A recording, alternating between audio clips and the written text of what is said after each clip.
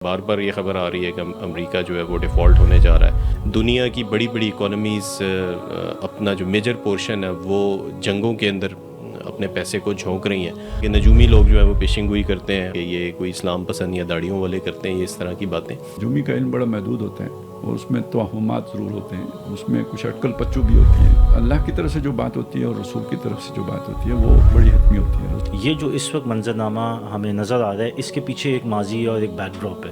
یاجوج ماجوج بھی ریفر کیا گیا ہے اور پھر ان کی ایک ماڈرن شکل جو ہے آج ہمارے سامنے یہ اسرائیل اور یہ باقی اقوام کی. ایک ہے نا دانیال نبی گزرے ہیں, ان کی پیشن گوئیاں بائبل میں شامل کی گئی.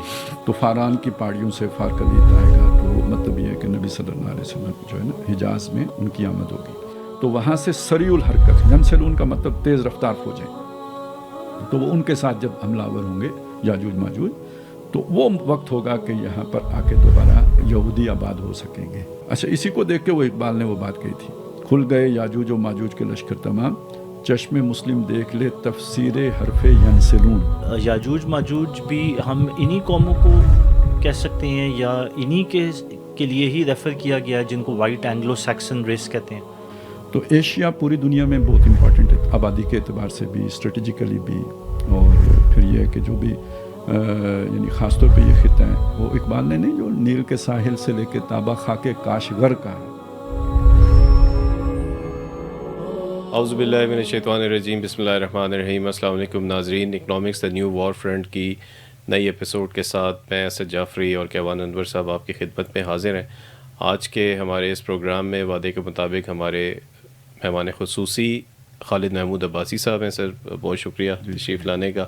اور جس طرح ہم نے ذکر کیا تھا پچھلی دفعہ کہ ہم یہ جو سارا اس وقت عالمی سینیریو بنا ہوا ہے, غزہ کے اندر اسرائیل نے جنگ مسلط کی ہے, اور اس سے پہلے ہم جانتے ہیں کہ دنیا جو ہے وہ ایک جنگ کی سیریز ہے جس کے اندر دنیا پہلے سے مبتلا ہے. جو رشیا یوکرین کے حوالے سے ہم بات کرتے رہے ہیں آپ کے سامنے, اور بلاکس کی بھی بات سامنے آتی رہی ہے کہ یہ بیسیکلی دنیا بڑی کلیئرلی دو بلاکس کے اندر یعنی یو ایس اور چائنا کے اندر بٹ گئی ہے یا بٹنے جا رہی ہے.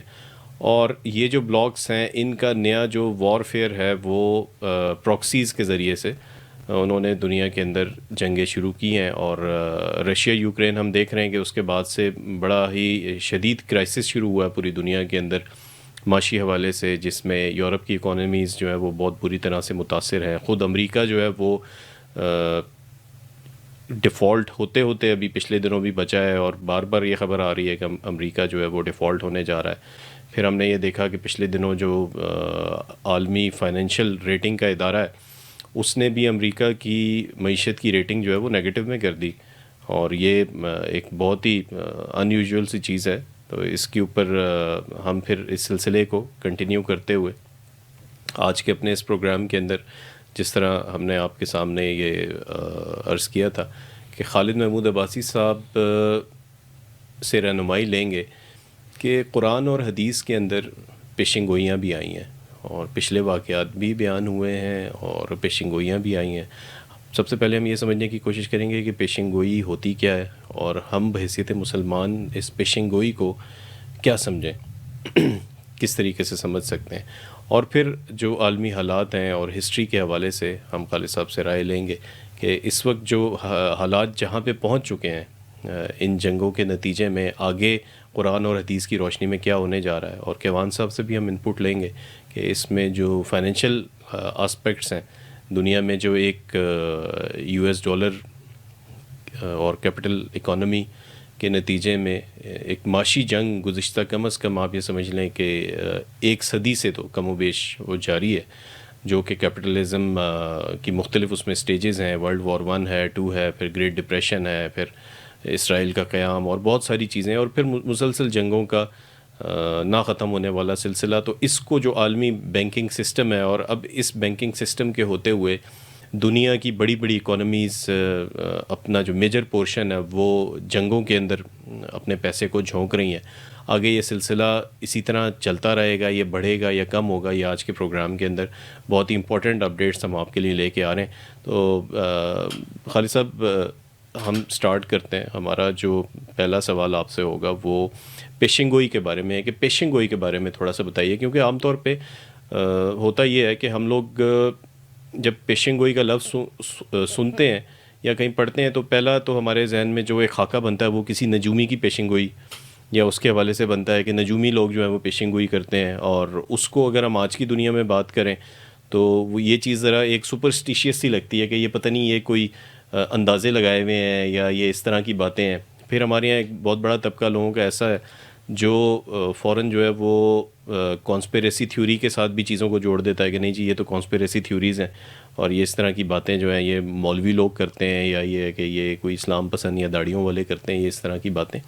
تو تھوڑا پیشن گوئی کو بھی ایکسپلین کریں اور قرآن کے حوالے سے بھی ہمیں حدیث کے حوالے سے بھی بتائیں تاکہ ہم یہ چیز آپ سے سمجھیں, تب ہم آگے چلیں گے کہ جو اینڈ ٹائمز کی پیشن گوئیاں ہیں وہ ہم کس تناظر میں سمجھیں گے. اچھا دیکھیں, پہلے تو اس چیز کو لے لینا کہ پیشن گوئی کا مقصد کیا ہے. یعنی جیسے آپ نے سوال کیا تو اس سے یعنی یہ کوئی بے مقصد چیز ہے یا یہ کوئی با مقصد چیز ہے.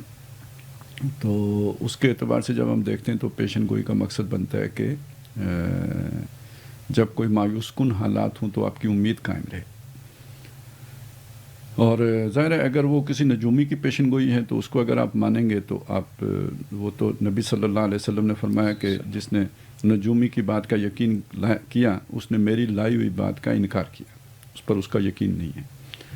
تو یہ جو نجومی پیشن گوئی کرتے ہیں, جو اس طرح کے لوگ پیشن گوئیاں کرتے ہیں, ان پر پیشن گوئیوں کی یقین کی بات نہیں ہو رہی ہے. پیشن گوئی یعنی مستقبل کے بارے میں کوئی خبر دینا.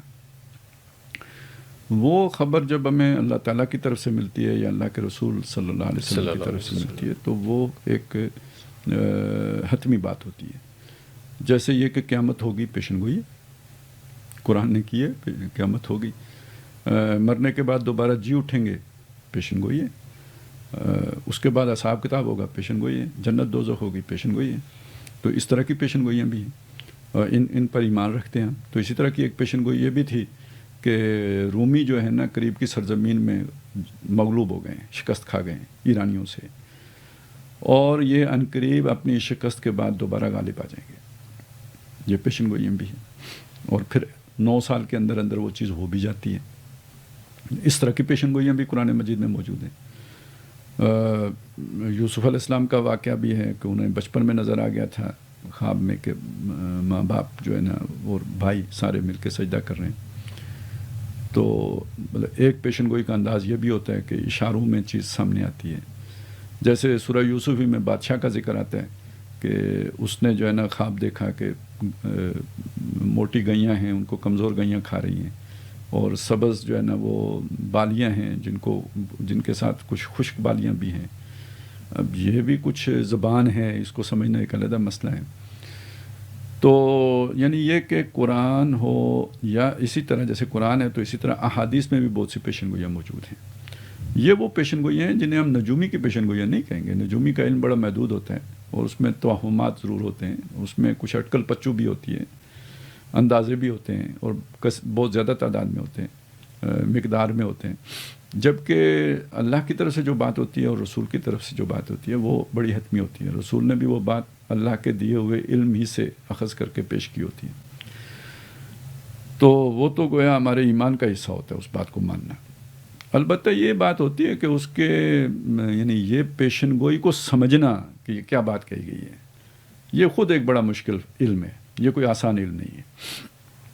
اس لیے کہ پیشن گوئی تو دور کی بات ہے. مثلا میں کراچی دیکھ کے آیا ہوں, آپ نے ابھی تک کراچی نہیں دیکھا ہے. وہاں کی کسی چیز کو میں یہاں آ کے بیان کرتا ہوں, میری دیکھی والی چیز ہے, تو میں اپنے الفاظ میں اسے بیان کرتا ہوں, اور جب میں بیان کر رہا ہوتا ہوں تو میرے ذہن میں وہ نقشہ موجود ہوتا ہے جو جس طرح میں نے اسے دیکھا ہوتا ہے. آپ کے ذہن میں وہ نقشہ نہیں ہے کیونکہ آپ نے دیکھا نہیں ہے. تو میرے ان الفاظ سے ضروری نہیں کہ آپ وہ تصویر جو ہے نا آپ کے تصور میں آ رہی ہو جو اس وقت میرے تصور میں موجود ہے. یعنی ایک تصویر میرے پاس ہے جسے میں اپنے الفاظ میں بیان کرنے کی کوشش کر رہا ہوں, لیکن ان الفاظ کے نتیجے میں ایک تصویر آپ کے ذہن میں بن رہی ہے, وہ اس سے بالکل مختلف ہو سکتی ہے جو میرے ذہن میں ہے. تو اس لیے یہ پیشن گوئی کا علم یا پیشن گوئی کا انطباق یا پیشن گوئی کے بارے میں رائے قائم کرنا کہ اس سے مراد کیا ہے, یہ کوئی اتنا آسان نہیں ہوتا. اس لیے جو پھر مسئلہ یہاں بنتا ہے کہ جب کمزور لوگ ان احادیث کو لے کر آخرت کے بارے میں یا اینڈ ٹائمز کے بارے میں حتمی انداز میں باتیں کر رہے ہوتے ہیں، تو وہ چیزیں جب اس طرح پوری نہیں ہوتی تو پھر بہت سے لوگوں کے ذہنوں میں یہ بات آتی ہے کہ یہ بھی نجومی کی پیشن گوئیوں کی طرح باتیں تھیں، گویا بکواس ہے، گویا فضول باتیں ہیں۔ تو بس اس میں یہ سمجھ لینا چاہیے کہ پیشن گوئی ایک مشکل علم ہے، حتمی طور پر اس کا یہ جو ہے نا ہم یقین کے ساتھ اس کے بارے میں بات تبھی کر سکتے ہیں جب وہ واقعہ ہو چکا ہو، تو پھر ان الفاظ کے صحیح صحیح معنی سمجھ میں آتے ہیں۔ اس سے پہلے جب بھی ہم بات کریں گے تو احتمال یہ ہے، امکان اس کا ہے، نظر یوں آتا ہے، خیال یوں جاتا ہے، اس طرح اگر بات کریں تو وہ مناسب، یعنی شک کے ساتھ، یقین کے ساتھ ہم بات نہیں کر سکتے۔ ہاں جتنی بات یقین سے ثابت ہوتی ہے وہ یعنی یقینی معلوم ہوتی ہے وہ تو یقین سے کہیں گے، لیکن یہ کہ جس کے بارے میں یقینی انداز نہیں اختیار کیا جا سکتا اس کے بارے میں بھی یقینی انداز اختیار کرنا یعنی اس پیشن گوئی کے ساتھ ہی زیادتی کرنے والی بات ہے، اور اپنے ساتھ بھی زیادتی ہے اور لوگوں کے ساتھ، آپ کے اپنے سننے والوں کے ساتھ بھی زیادتی ہے۔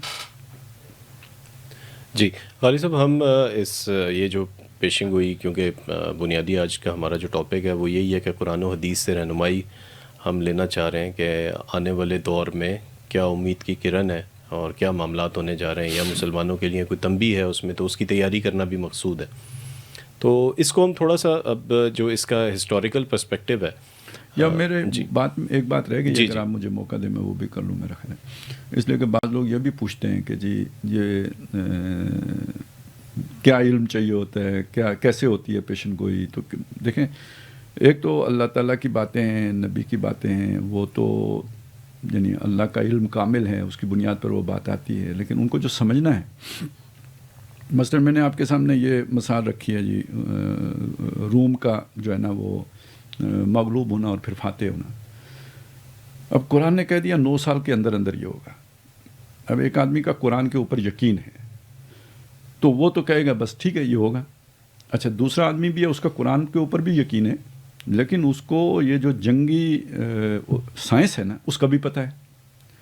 اب وہ جو دیکھے گا یار یہ ایرانیوں نے ان رومیوں کو پورے شام سے نکال دیا ہے، پورے ایشیا کوچک سے نکال دیا ہے، وہ ان کے لیے اپنے ہاں بھی اب جو ہے نا وہ استنبول کی حفاظت مشکل ہو رہی ہے، تو یہ کیسے ہوگا؟ اور پھر یہ کہ اس وقت ایران کی اسٹرینتھ یہ ہے، ڈیفنس یہ ہے، تو کتنی بڑی فوج لے کے آنا پڑے گا رومیوں کو دوبارہ غالب ہونے کے لیے، اتنی فوج ان کے پاس ہے نہیں، یہ کیسے ہوگا؟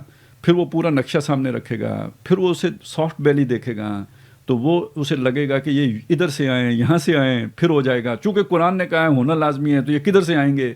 یہ آگے اس کا اپنا اسیسمنٹ ہے۔ صحیح۔ غیر فوجی بندہ یہ اسیس نہیں کر سکے گا کہ ہرکل کدھر سے آئے گا۔ وہ یہ کہہ سکتا ہے قرآن نے کہا ہے کہ یہ غالب آئیں گے تو غالب آئیں گے، کیسے ہوگا مجھے نہیں پتا، بس ہوگا۔ لیکن جس بندے کا فوجی بیک گراؤنڈ ہوگا وہ اس پوزیشن میں بھی ہوگا کہ وہ یہ بتا سکے کہ یہ ادھر سے آ سکتے ہیں، یہ فلانے راستے سے آ سکتے ہیں، کیونکہ یہ راستہ تو بلاک ہے، اتنی ادھر تیاری موجود ہے کہ ادھر سے تو یہ ممکن نہیں نظر آتا۔ میں اسی طرح میں ایک اور ذرا یہ مثال ذرا اگر مشکل لگے تو ایک اور مثال دے دیتا ہوں۔ مثلا آپ یہ دیکھیں کہ یوسف علیہ السلام ہے، انہوں نے خواب دیکھا ہے، والد صاحب کو بتایا یا ابت انی رأیت احد عشر کوکبا والشمس والقمر رأیتهم لی ساجدین، میں نے دیکھا ہے سورج بھی ہے، چاند بھی ہے اور ستارے بھی ہیں تو وہ مجھے سجدہ کر رہے ہیں، تو 11 ستارے ہیں وہ بھی سجدہ کر رہے ہیں اور یہ سورج اور چاند بھی سجدہ کر رہے ہیں۔ اچھا، وہ اس خواب کی تعبیر نہیں بتاتے، جس کا نتیجہ نہیں، وہ کوئی اور ہی بات کہتے ہیں جو ادھر نظر ہی نہیں آتی۔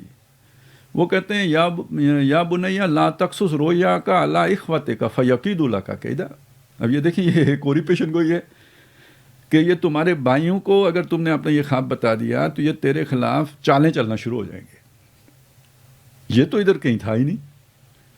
اب یہ ہے وہ اس پیشن، وہ جو بھی دکھایا گیا مستقبل، تو اس میں اصل میں یہ بات دکھائی گئی کہ یہ اب جو وراثت آ رہی ہے نبوت کی، تو اگلی آپ کی نسل میں یہ یوسف کو ملے گی۔ اصل پیشن گوئی یہ ہے، باقی سارے متی ہوں گے، یعنی یہ یوسف کو ملے گی۔ تو باقی اب اس سے آگے حضرت یعقوب علیہ السلام کی اپنی سمجھ ہے جو کام کر رہی ہے کہ باقی بھائیوں کے دلوں میں شیطان نفرت پیدا کرے گا، حسد پیدا کرے گا، وہ چال چلیں گے، وہ اس کو وہ جیسے ٹانگ کھینچنے کا ہوتا ہے وہ کریں گے۔ تو وہ یوسف علیہ السلام کو وہ بات بتا رہے ہیں جو اس کے نتیجے میں اب ہونی ہے، یہ ان الفاظ میں کہیں موجود نہیں تھی. اس کا تعلق یعقوب علیہ السلام کی اپنی سمجھ کے ساتھ ہے.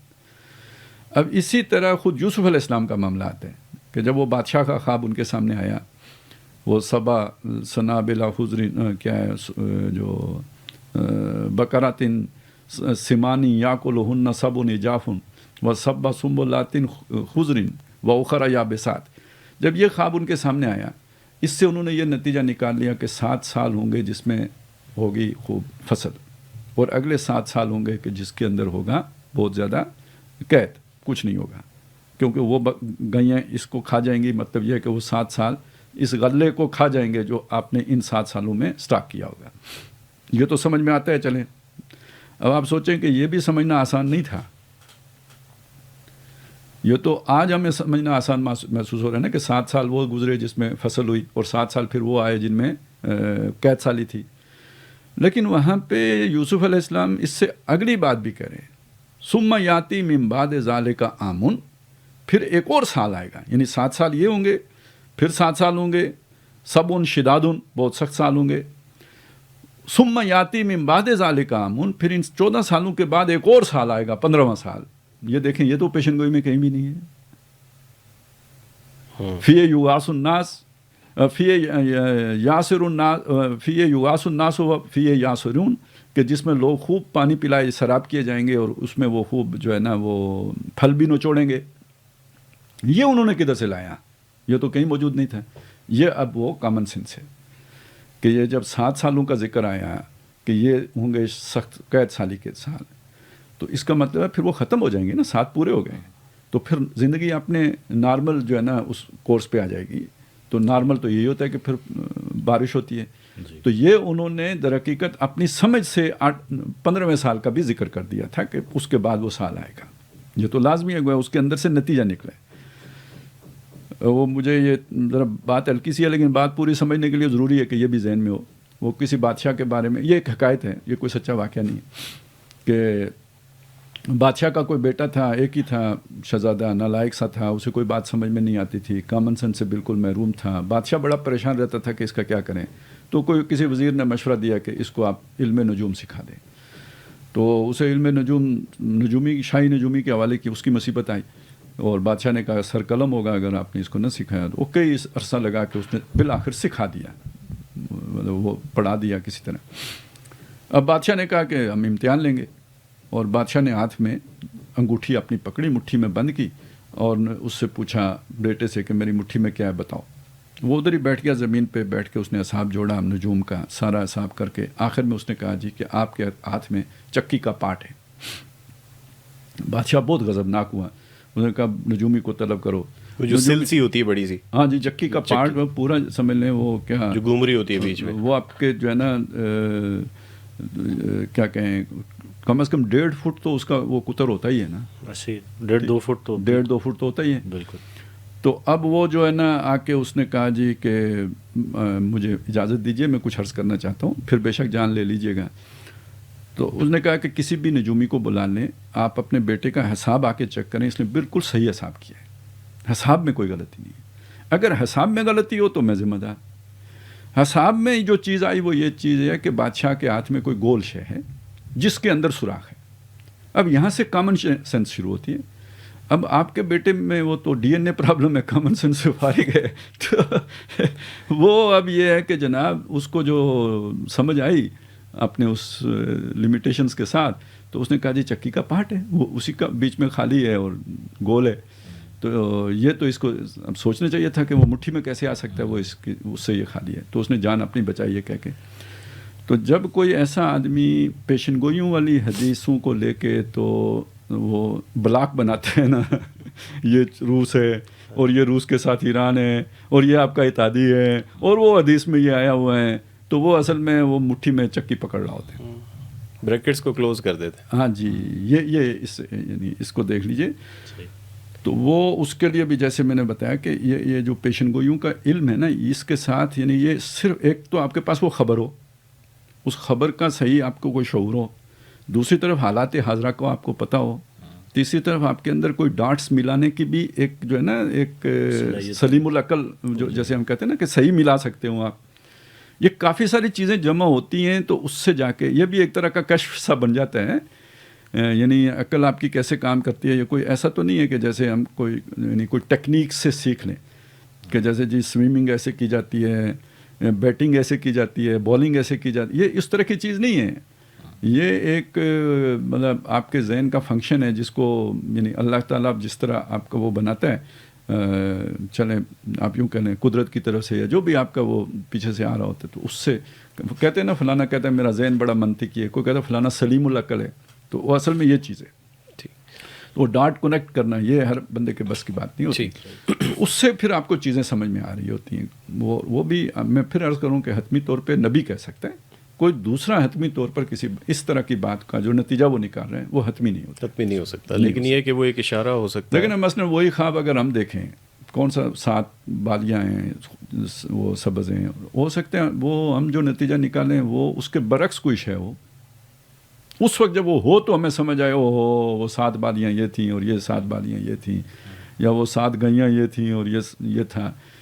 تو یہ ایک ایشو رہے گا. ٹھیک ہے. اب خالد صاحب ہم چلیں یہی پیشن گوئی والا سلسلہ, اس میں ہماری بھرپور میں سمجھتا ہوں کہ جو بیک گراؤنڈ ہے وہ ہمارے سامنے آ گیا سارا. ایک حدیث کا آپ اکثر ذکر کرتے ہیں جس میں ذکر کیا جائے گا, یہی اینڈ ٹائمز کے حوالے سے بات چیت کی جاتی ہے اور یہ بتایا جاتا ہے کہ یہ جو ایک لشکر ہے وہ لشکر جو بائبل کی غالباً کوئی, بلکہ یہ حدیث نہیں ہے, کوئی کوٹیشن ہے میرا خیال ہے, بائبل کی کوٹیشن ہے, اور اس کے اندر کوئی آنے والے دور کے حالات بتائے جاتے ہیں کہ کس طریقے سے جو ہے وہ مسلمانوں کے اوپر جو ہے وہ حملہ آور ہوں گے, اور اس کے بعد سے ایک سلسلہ شروع ہوگا. تو وہاں سے کچھ چاہیں گے کہ بیسکلی اسد بھائی وہی جو کانٹیکسٹ ڈرا کر رہے ہیں کہ ہم نے پہلے بھی جو بات کی تھی وہ تو ہم نے فلسطین اور اس وقت جو غزہ کی جو صورتحال ہے, اور اس کے بعد جو اسرائیل کا سارا جو معاملہ ابھی چلا آ رہا ہے, اور خطے کے اندر جو ایک جنگ ایک بھڑک رہی ہے.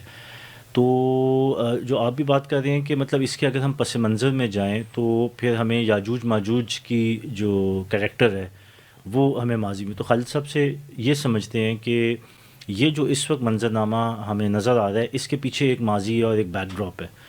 تو یہ مطلب وہ کون سی قوم ہے اور ان کا کیا سلسلہ ایک بیک گراؤنڈ میں ہے جن کو یاجوج ماجوج بھی ریفر کیا گیا ہے, اور پھر ان کی ایک ماڈرن شکل جو ہے آج ہمارے سامنے یہ اسرائیل اور یہ باقی اقوام کسی. دیکھیں اگر آپ تو اسے گہرائی میں دیکھنا چاہتے ہیں نا, پہلے تو یہ اس کی پیشن گوئی کو ذرا گہرائی میں سمجھنے کی ضرورت ہے. وہ یعنی اگر ہم مطلب میں یہ چاہتا ہوں چلیں حدیثوں کو ایک طرف ہم رکھ دیتے ہیں, قرآن مجید کو بھی ابھی نہیں چھیڑتے ہم. اس سے پہلے اگر اس سے کرسچن لٹریچر سے دیکھیں تو اس میں ایک ہے نا دانیال نبی گزرے ہیں, ان کی پیشن گوئیاں بائبل میں شامل کی گئی. جی. تو ان کا کوئی اس طرح کے مکاشفہ کہہ لیں یا پیشن گوئی ہے ان کی, وہ یہ ہے کہ فارکلیت بائبل میں نبی صلی اللہ علیہ وسلم کے لیے آیا ہے. تو فاران کی پہاڑیوں سے فارکلیت آئے گا, تو وہ مطلب یہ ہے کہ نبی صلی اللہ علیہ وسلم جو ہے نا حجاز میں ان کی آمد ہوگی. اور ان کے آنے کے بعد یہ بات بتائی گئی ہے کہ 1000 سال کے بعد یعنی حضرت نبی صلی اللہ علیہ وسلم کی بعثت کے 1000 سال کے بعد پرانا سانپ, یہ بائبل کی اپنی وہ ٹرمینالوجی ہے, وہ شیطان کے لیے یہ لفظ استعمال کرتے, پرانا سانپ ابلیس کے لیے, ابلیس کے لیے یاجوج ماجوج کے لشکر لے کے قدسیوں کے شہروں پر ٹوٹ پڑے گا. تو قدسیوں سے مراد مسلمان لیں, وہ جیسے تیسے بھی ہیں. تو اب یہ وہ مطلب قدسی یا ایھا الذین آمنوا, ٹھیک ہے, وہ لیں جو حضور کے ماننے والے ہیں, جیسے بھی گناہ گار ہیں نہیں ہیں, جو بھی ماننے والے ہیں, کلمہ طیبہ پڑھنے والے ہیں, وہ قدسی کہلائیں. یہاں پہ اس میں وہ لے لیں. تو پرانا سانپ حملہ آور ان کے اوپر ہوگا, اور لشکر کون سے لے کے آئے گا؟ یاجوج ماجوج کے لے کے آئے گا. ایک طرف یہ بات ذہن میں رکھیں. دوسری طرف اب آ جائیں قرآن کی طرف. سورہ انبیاء کے آخری حصے میں یہ آیت ہے یہ کہ وَحَرَامٌ عَلَىٰ قَرْيَةٍ أَهْلَكْنَاهَا أَنَّهُمْ لَا يَرْجِعُونَ. یا خیر اس کی تفسیر میں مختصر عرض کروں کہ یروشلم وہ بستی, اگر آپ سورہ بنی اسرائیل کو بھی سامنے رکھیں کہ جب قرآن نازل ہو رہا تھا تو یہ بستی حرام کر دی گئی تھی بنی اسرائیل پر. اس وقت وہ وہاں پہ نہیں موجود تھے, ڈایاسپورا تھا ان کا. تو قرآن اس کو ریفر کرتے ہوئے, اس کو ذہن میں رکھتے ہوئے یہاں پہ یہ بات ہو رہی ہے کہ وہ بستی اب دوبارہ آباد نہیں ہوگی, یعنی یہودیوں سے دوبارہ آباد نہیں ہوگی, اس پر ان پر حرام ہے. حتیٰ اذا فتحت یاجوج و ماجوج, یہاں تک کہ جب یاجوج و ماجوج کھولے جائیں گے. وہم من کل حدب ینسلون, اور وہ ہر, اب یہ حدب جو ہے نا, محدب جیسے ہوتا ہے نا ڈھلوان جو ہوتی ہے, تو اس کا ایک معنی تو خیر پہاڑی سے نیچے اترنا بھی کیا گیا, ینسلون تیزی سے پھسلتے ہوئے اترنا, یہ معنی بھی کیا گیا ہے. اور ایک معنی اس کا یہ کیا گیا ہے کہ ٹاپو جیسے جزیرے اور ساحلی علاقے وہ بھی حدب کی طرح ہوتے ہیں نا, یعنی اس میں سلوپ ہوتا ہے. تو وہاں سے سریع الحرکت, ینسلون کا مطلب تیز رفتار فوجیں, تو وہ ان کے ساتھ جب حملہ آور ہوں گے یاجوج ماجوج, تو وہ وقت ہوگا کہ یہاں پر آ کے دوبارہ یہودی آباد ہو سکیں گے. وَحَرَامٌ عَلَىٰ قَرْيَةٍ أَهْلَكْنَاهَا أَنَّهُمْ لَا يَرْجِعُونَ حَتَّىٰ إِذَا فُتِحَتْ يَأْجُوجُ وَمَأْجُوجُ وَهُم مِّن كُلِّ حَدَبٍ يَنْسِلُونَ. اب اگر آپ وہ بائبل والی بات کو بھی ذہن میں رکھیں اور یہ بھی ذہن میں رکھیں یہ والا, اچھا اسی کو دیکھ کے وہ اقبال نے وہ بات کہی تھی, کھل گئے یاجوج و ماجوج کے لشکر تمام, چشم مسلم دیکھ لے تفسیر حرف ینسلون, یہی ینسلون ہے وہ. اور بھی علماء ہیں, مطلب مولانا مناظر حسن گیلانی کی رائے بھی یہی تھی کہ یہ جو اقوام جن کا مسلمانوں کے اوپر تسلط ہوا ہے 20ویں صدی میں آ کے, خاص طور پہ یہ مقدسات جو مسلمانوں کے ہاتھوں سے نکلیں, تو یہ یاجوج ماجوج ہیں. انہوں نے پورا اس پہ کتاب لکھی ہے التذکیر بسورۃ الکہف کے عنوان سے. تو اب جو بات ہم کر رہے تھے وہ یہ کہ اصل میں ہم آج کے سیناریو کو اگر سمجھنا چاہتے ہیں یا قرآن مجید کی ان پیشن گوئیوں کو سمجھنا, قرآن کی اس پیشن گوئی کو اور یا بائبل کی اس پیشن گوئی کو سمجھنا چاہتے ہیں, تو اس سب کو جوڑ کے آپ کو پھر آج سے تقریباً 450 سال پیچھے جانا پڑے گا. اس وقت دنیا کیا تھی اور کیا تغیر ہو رہا تھا, اور ان 400-450 سالوں میں کیا تبدیلیاں آئی ہیں. تو آپ اگر 450 سال پیچھے چلے جائیں تو اسپین پر آپ کی حکومت تھی, عظیم سلطنت عثمانیہ, بالکل ٹھیک ہے نا, وہ اس کے علاوہ تھی, یہ اسپین کی حکومت علیحدہ, ٹھیک ہے نا. یعنی دنیا میں سپر پاور کی حیثیت مسلمانوں کو حاصل تھی. تو اس کے بعد پھر یہ 400 سال کا پروسیس ہے جس میں مٹھی سے ریت نکلنا شروع ہوئی ہے نا, اور پھر آ کے 20ویں صدی کے شروع میں اقبال کو کہنا پڑا کہ ہم رخصت ہوئے اوروں نے سنبھالی دنیا, پھر نہ کہنا ہوئی توحید سے خالی دنیا. یہ جو اور تھے یہ کون تھے, کھل گئے یاجوج و ماجوج کے لشکر تمام, چشم مسلم دیکھ لے تفسیر حرف ینسلون.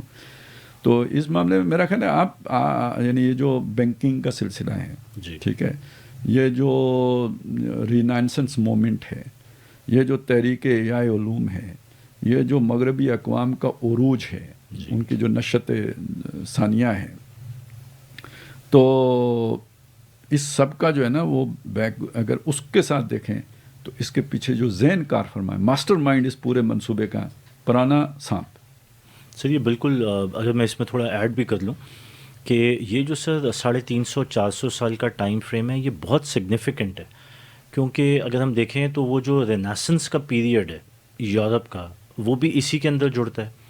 پھر سر خاص طور پہ یہ جو قوم جو ہم یاجوج ماجوج کہہ رہے ہیں, اگر ہم اس کو کانٹیکچولائز کریں تو وہ جو خزارین قبیلہ تھا جو کہ وہاں سے نکل کے پھر ہسٹری میں ڈسپیئر ہوا اور پھر دوبارہ نکلا یورپ کے اندر, جن کو پھر اشکنازی جیوز کہتے ہیں, جو آج کے اسٹیٹ آف اسرائیل کے بھی باسی ہیں. تو ان کی بھی جو اٹھان یورپ کے اندر ہے وہ بھی اسی ٹائم فریم کے اندر ہے, اور یہی وہ لوگ ہیں جنہوں نے وہ سیکرٹ سوسائٹیز بنائی جن کو ہم فری میسنری کہتے ہیں, الومیناتی کہتے ہیں. کروسیڈز کے پیچھے بھی ان کا بہت بڑا ہاتھ ہے اور تعلق ہے, اور پھر وہاں سے ان کی جو پروگرس ہوئی ہے تو وہ سائنس اینڈ ٹیکنالوجی اور وہ پوری ایک شیطانیت کا جو پورا ایک آپ کہہ لیں نا کہ جو وہ ارتقاء ہے وہ پورا اسی 400 سال کے پیریڈ میں جڑا ہوا ہے. تو غالباً یاجوج ماجوج بھی ہم انہی قوموں کو کہہ سکتے ہیں یا انہی کے لیے ہی ریفر کیا گیا ہے جن کو وائٹ اینگلو سیکسن ریس کہتے ہیں. ہاں جی, یہ جو خزارین ہیں نا اصل میں انہی کے بارے میں, یعنی اصل میں تو یاجوج ماجوج حضرت یافس کی نسل میں سے ہیں. ٹھیک ہے جی. تو ان کی نسل میں سے یہ قومیں بھی ہیں اور قومیں بھی ہیں. یعنی نوح علیہ السلام کے بیٹے کی آپ بات جی کر رہے ہیں. جی جی جی اور قومیں بھی انہیں اصل میں تورات میں انہی کے سلسلے میں نا اسی نسب میں آگے جا کے تو گاگ میگاگ ملتے ہیں. جی تو وہ پھر اس وجہ سے ان کی پوری نسل کو بھی یاجوج ماجوج کی نسل کہہ دیا جاتا ہے نا کہ انہی کے بیٹوں میں آگے گاگ میگاگ تھے. اور خیال یہی ہے کہ یہ جتنے یہ جو نارڈرک ریسز ہیں نا یورپ کی جی اور پھر اس کے بعد یہ جو رشیا میں اور چائنا میں اور یہ جو اس کے yellow masses of the east جو ہے نا جو کہلاتے ہیں یہ تو یہ بھی انہی کی اولاد میں سے ہیں. اچھا ٹھیک ہے. تو یہ ان کے مختلف ادوار میں مختلف خروج ہیں.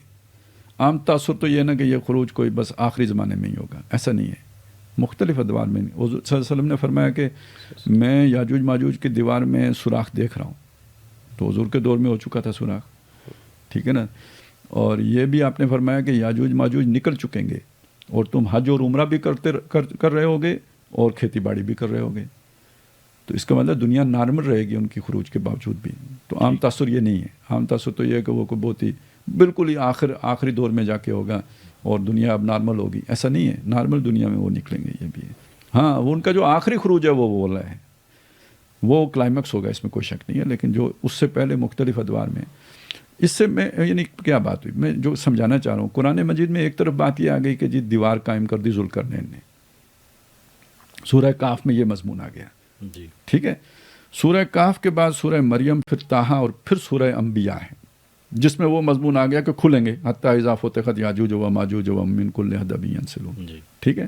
ذوالقرنین نے بھی کہہ دیا تھا کہ جب تیرے رب کا وعدہ آئے گا تو جعلہ دکا اس دیوار کو ڈھا دے گا تو وہ کھلیں گے. وہ کیا دیوار ہے وہ ہم نہیں سمجھ سکتے. ٹھیک ہے.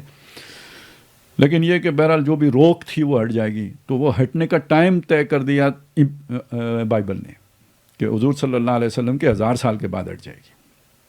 اگر آپ چیزوں کو جوڑیں تو یوں جڑے گی. ٹھیک ہے نا. قرآن نے کلیئر کر دیا کہ ہٹے گی. وہ یلغار کریں گے. حدیث میں بھی ان کی یلغار کا ذکر آ گیا.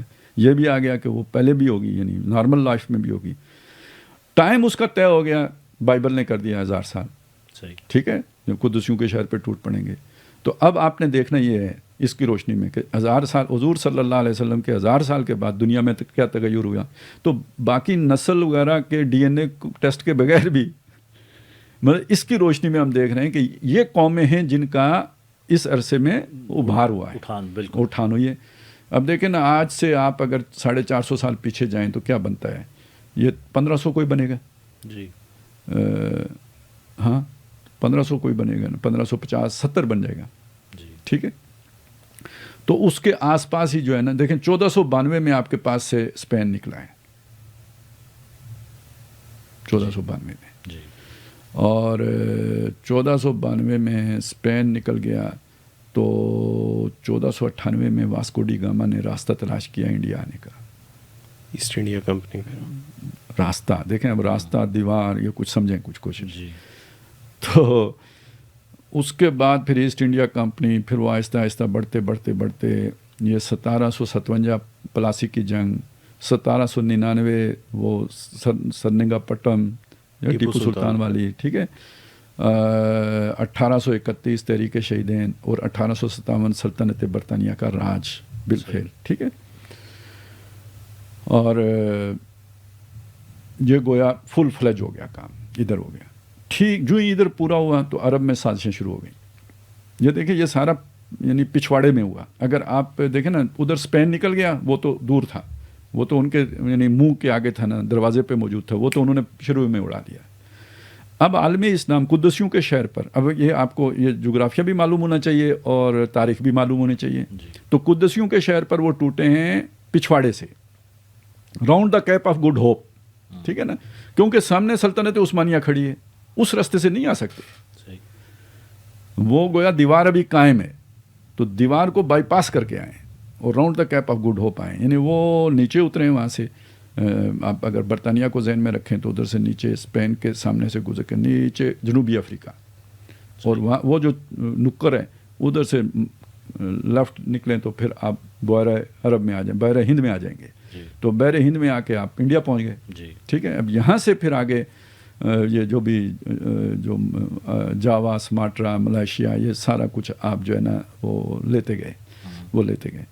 تو پھر 1857 کے بعد عرب کے اوپر انہوں نے، یعنی وہ تو مرد بیمار ہو گیا، کون؟ ترکی، عثمانی. اور اس کے پیچھے جو ہے نا سازش کس کی تھی؟ انگریزوں کی، کہ انہوں نے عربوں کو بغاوت پہ اکسایا. ان کے کیا نام ہے، ترکیوں کے، عثمانیوں کے بغاوت ہوئی. اس کے پیچھے انگریز تھے. انہوں نے وعدہ کیا ہوا تھا یہ جو اردن کے شاہ ہیں نا جو ابھی، ان کے ساتھ پورا عرب دینے کا.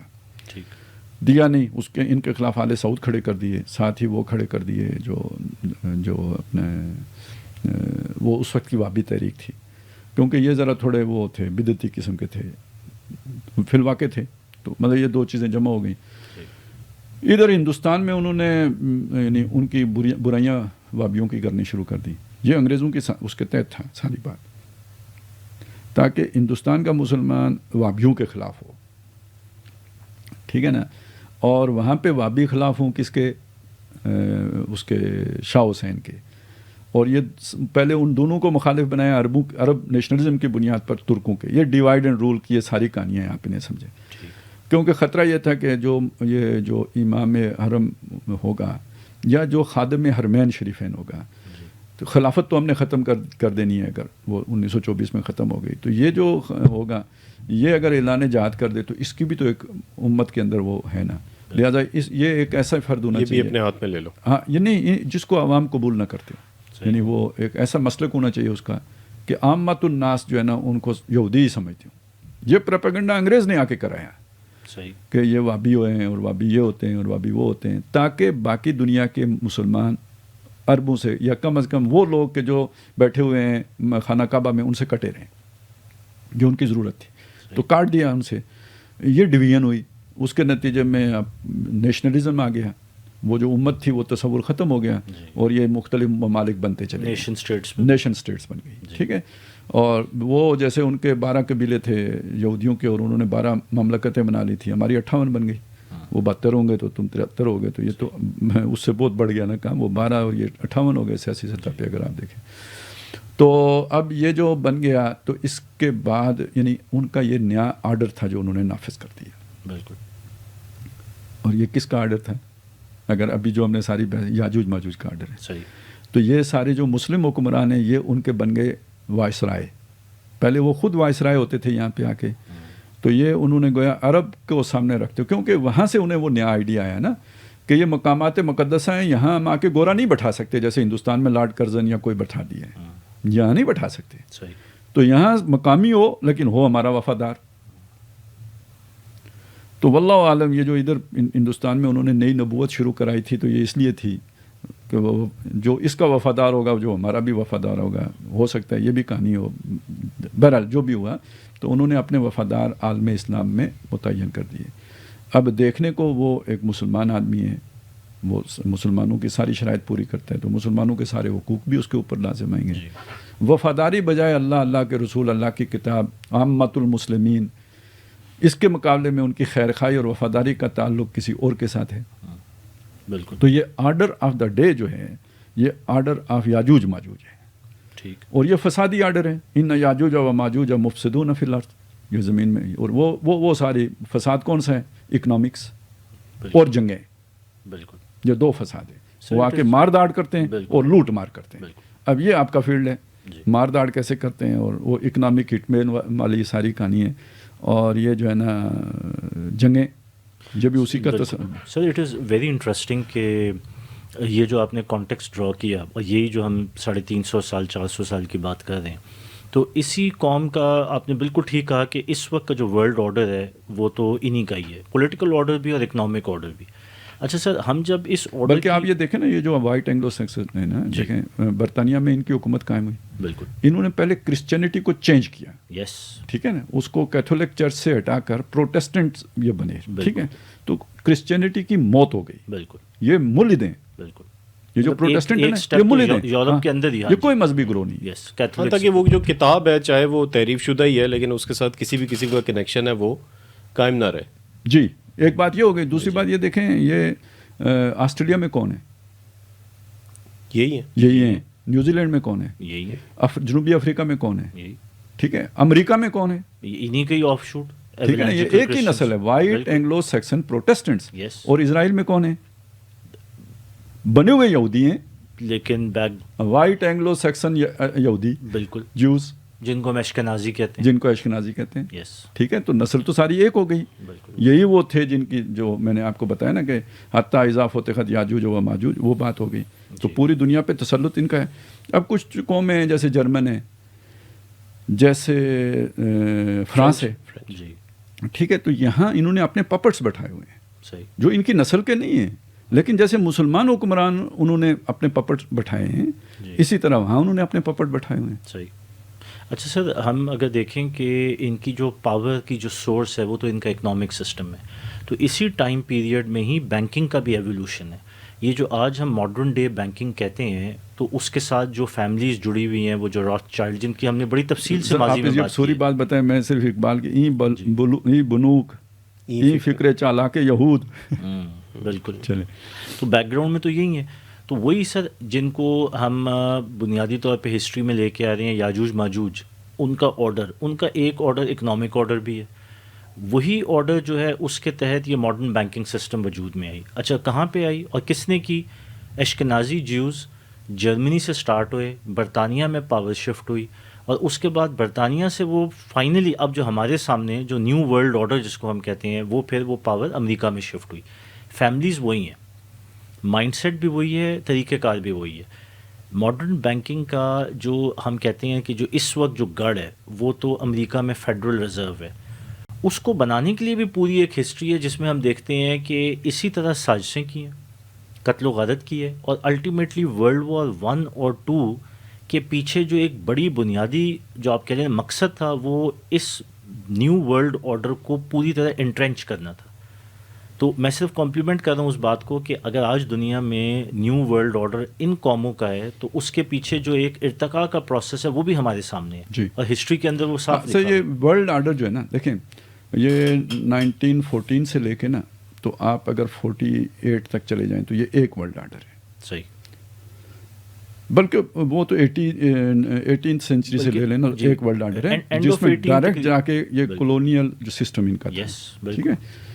40s से इन्होंने उसके अंदर एक बेसिक चेंज लेके आए हैं, वो असल में एक नया ऑर्डर आ गया है, वो न्यू वर्ल्ड ऑर्डर आप उसे कहें, या उसका फुली डिप्लॉयड वर्जन कि जिसमें ये मालियाती इदारों के जरिए से गिच्ची पकड़ के रखते हैं। सही, ये वर्ल्ड बैंक का ये तब बना है ना, 45 में शायद बना है, ठीक है, और IMF का इदारा बना है।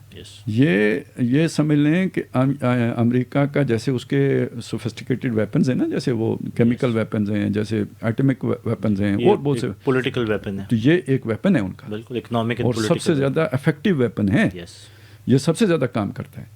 यानी वो जो स्टिक एंड कैरेट नहीं आप कहते, तो ये वो कैरेट वाले तो ये है ना सारा, जो उस शिकंजे में फिर फंसाते हैं। अच्छा सर, इस कौम की आप एक कैरेक्टरिस्टिक भी देखें, मैं थोड़ा सा ना ये फ़लस्तीन और अभी जो गज़ा में हो रहा है, अगर हम खाज़राइट्स को सामने रख लें या अश्केनाज़ी को रख लें, तो इनकी एक सिफ्त ये थी कि ये इंतहाई खूंखार, जंगजू और सफाक नेचर में।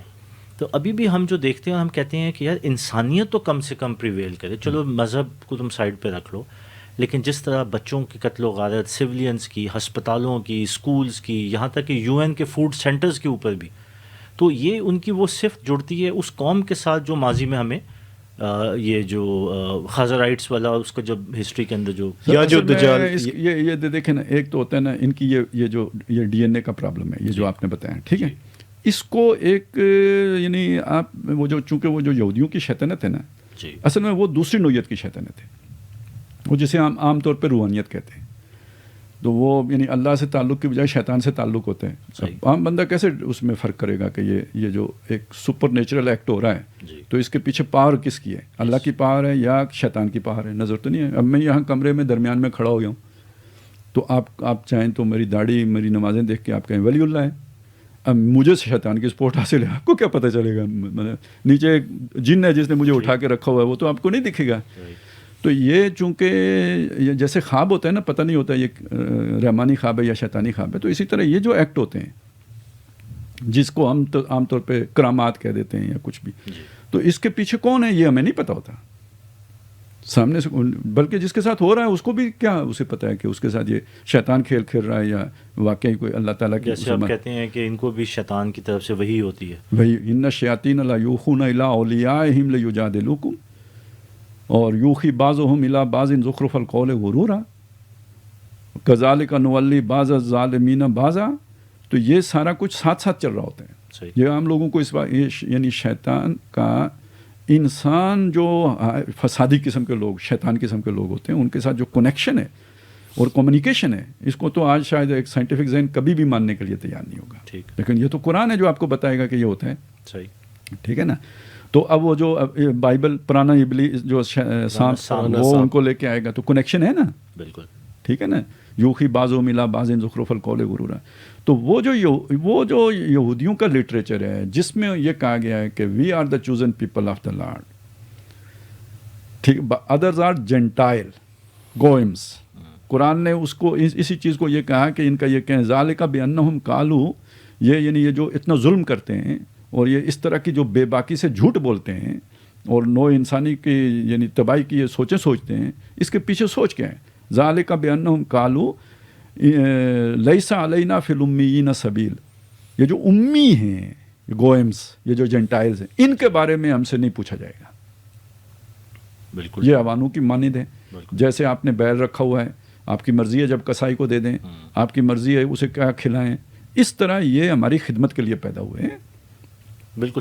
سب ہیومنز کی سب ہیومنز ہماری خدمت کے لیے پیدا ہوئے ہیں. ابھی اسرائیل کا جو ڈیفنس منسٹر ہے غزہ والا جو معاملہ ہوا 7 اکتوبر کا اس کے بعد جو اس کی اسٹیٹمنٹ ہے اس میں یہی کہا کہ یہ ہیومن اینیملز ہیں.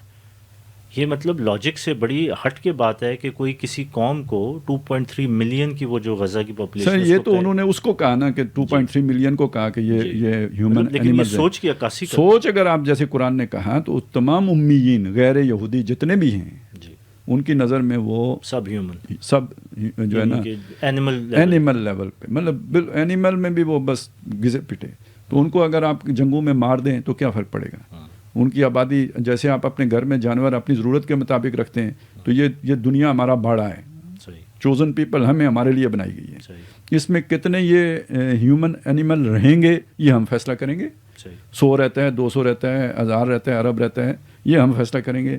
یہ 7 ارب ہونا نیچر کے سپورٹ تو ہم نہیں کر سکیں گے. جنگیں تو اس لیے بھی کی جاتی ہے نا کہ آبادی کو بھی حساب میں رکھا جائے. سر ادھر سے ایک بات آتی ہے کہ آپ نے یہودیت کو اس کے ساتھ جوڑا. دوسری طرف ہم کہتے ہیں کہ یہ اشکنازی ہیں. یہ اشکنازی ہیں. اب سر ہم اگر اس سلسلے کو سامنے رکھیں تو پھر ان کا آپس میں کیا ربط بنتا ہے. اصل میں دیکھیں انہوں نے چونکہ جب آپ کسی کا روپ دھارتے ہیں آپ وہ ہیں نہیں لیکن اس کا روپ دھارتے ہیں تو اس کے بارے میں نو ہاؤ ہوتی ہے آپ کی یا اس کے بغیر آپ وہ روپ دھار سکتے ہیں. بالکل ہوتی ہے نا. آپ اس کے لٹریچر پڑھیں گے اس کے پورے کاپی آپ نے کرنا ہے اس کو. آپ دجال ہیں آپ نے بحروف بھرنا ہے اس کا لیکن جب تک اس کی ساری باتیں آپ کو معلوم نہیں ہوں گی تو آپ کیسے بحروف بھریں گے.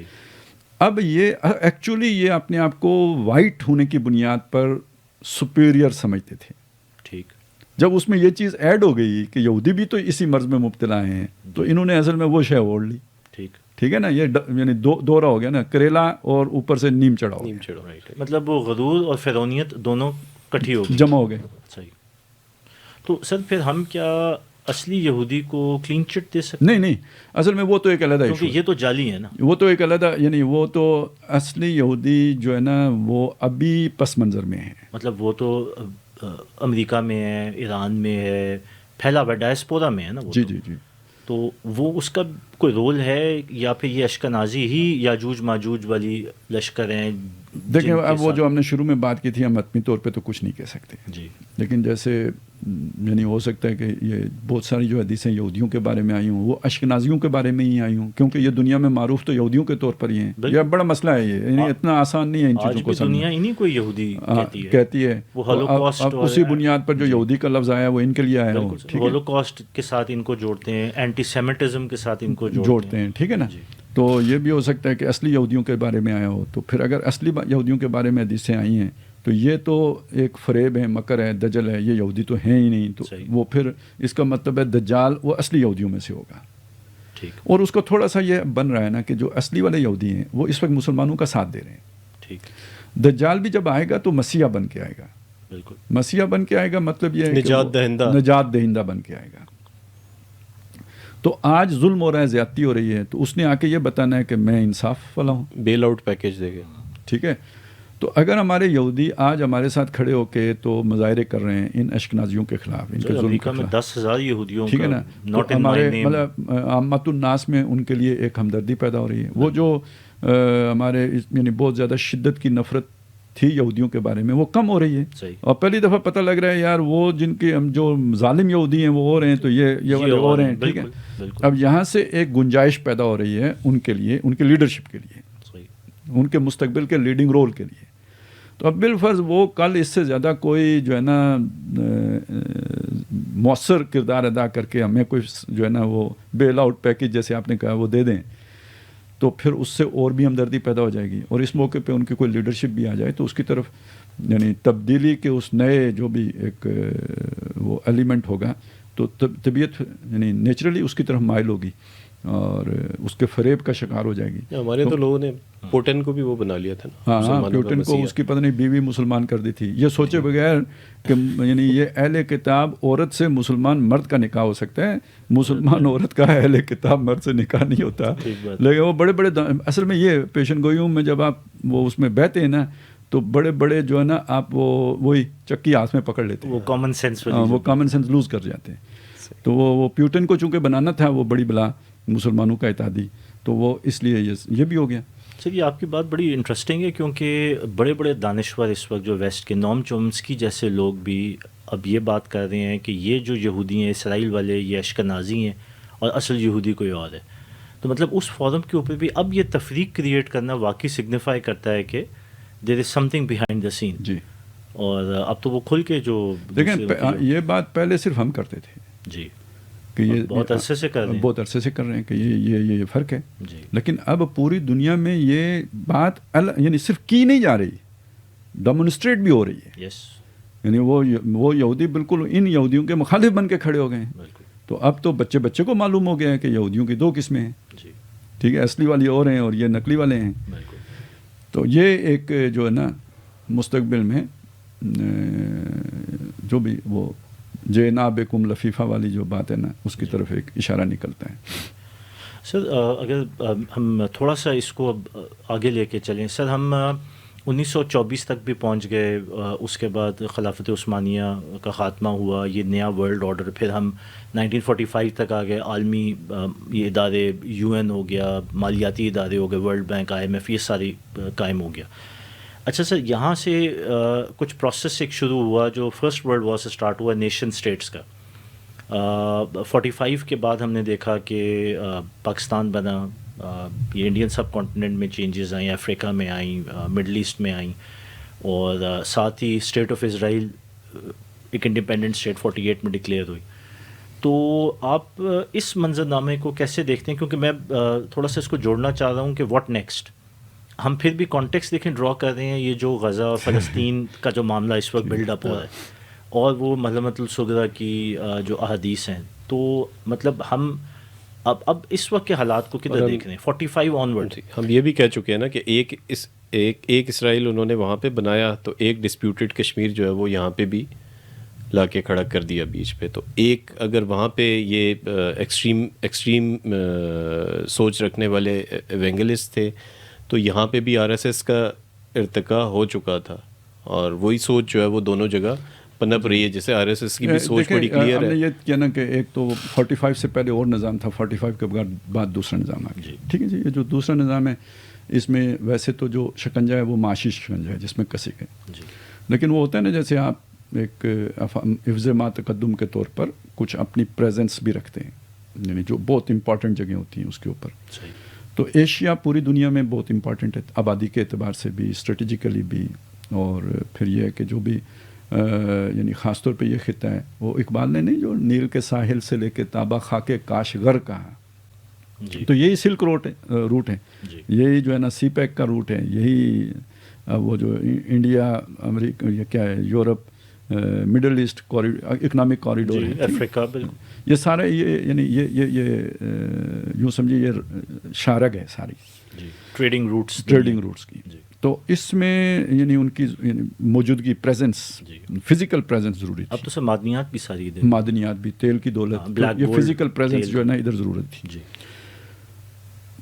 اور اس میں انہوں نے ایک اسرائیل تو سمجھ لینا فارورڈ چوکی ہے، وہ جو اپنے خزارین کا ہے نا، اب میں برطانیہ امریکہ نہیں کہوں گا، خزارین ہو جو گئے، عالمی نظام ہے، عالمی حکومت ہے، ہڈن ہے، نظر نہیں آتی ہے، جسے عام طور پہ ڈیپ اسٹیٹ کہنا چاہیے، یا یاجوج ماجوج کا جو ورلڈ آرڈر ہے، اس کی سیکیورٹی انشور کرنے کے لیے ایک فارورڈ پوسٹ ہے جس کا نام اسرائیل ہے. بالکل صحیح. یہ ایک سرے پہ ہے، یہ نیل کے ساحل پر ہے، جی ٹھیک ہے، مطلب اس کے کنارے پہ وہ آپ نے سارے عربوں کو اصحاب میں رکھنے کے لیے ضروری تھا. صحیح. دوسرا، اس پورے ریجن میں چائنا ذرا پیچھے رکھیں تو یہ جو نیچے رکھیں نا اپنے اس طرف، یعنی ہمارا خطہ جو ہے انڈیا، انڈین سب کانٹیننٹ، یہ سب بڑی آبادی ہے جی، اور بہت باشعور لوگ ہیں. صحیح. میں اس وقت صرف مسلمانوں کی بات نہیں کر رہا ہوں، میں ہندو مسلم دونوں کی بات کر رہا ہوں. صحیح.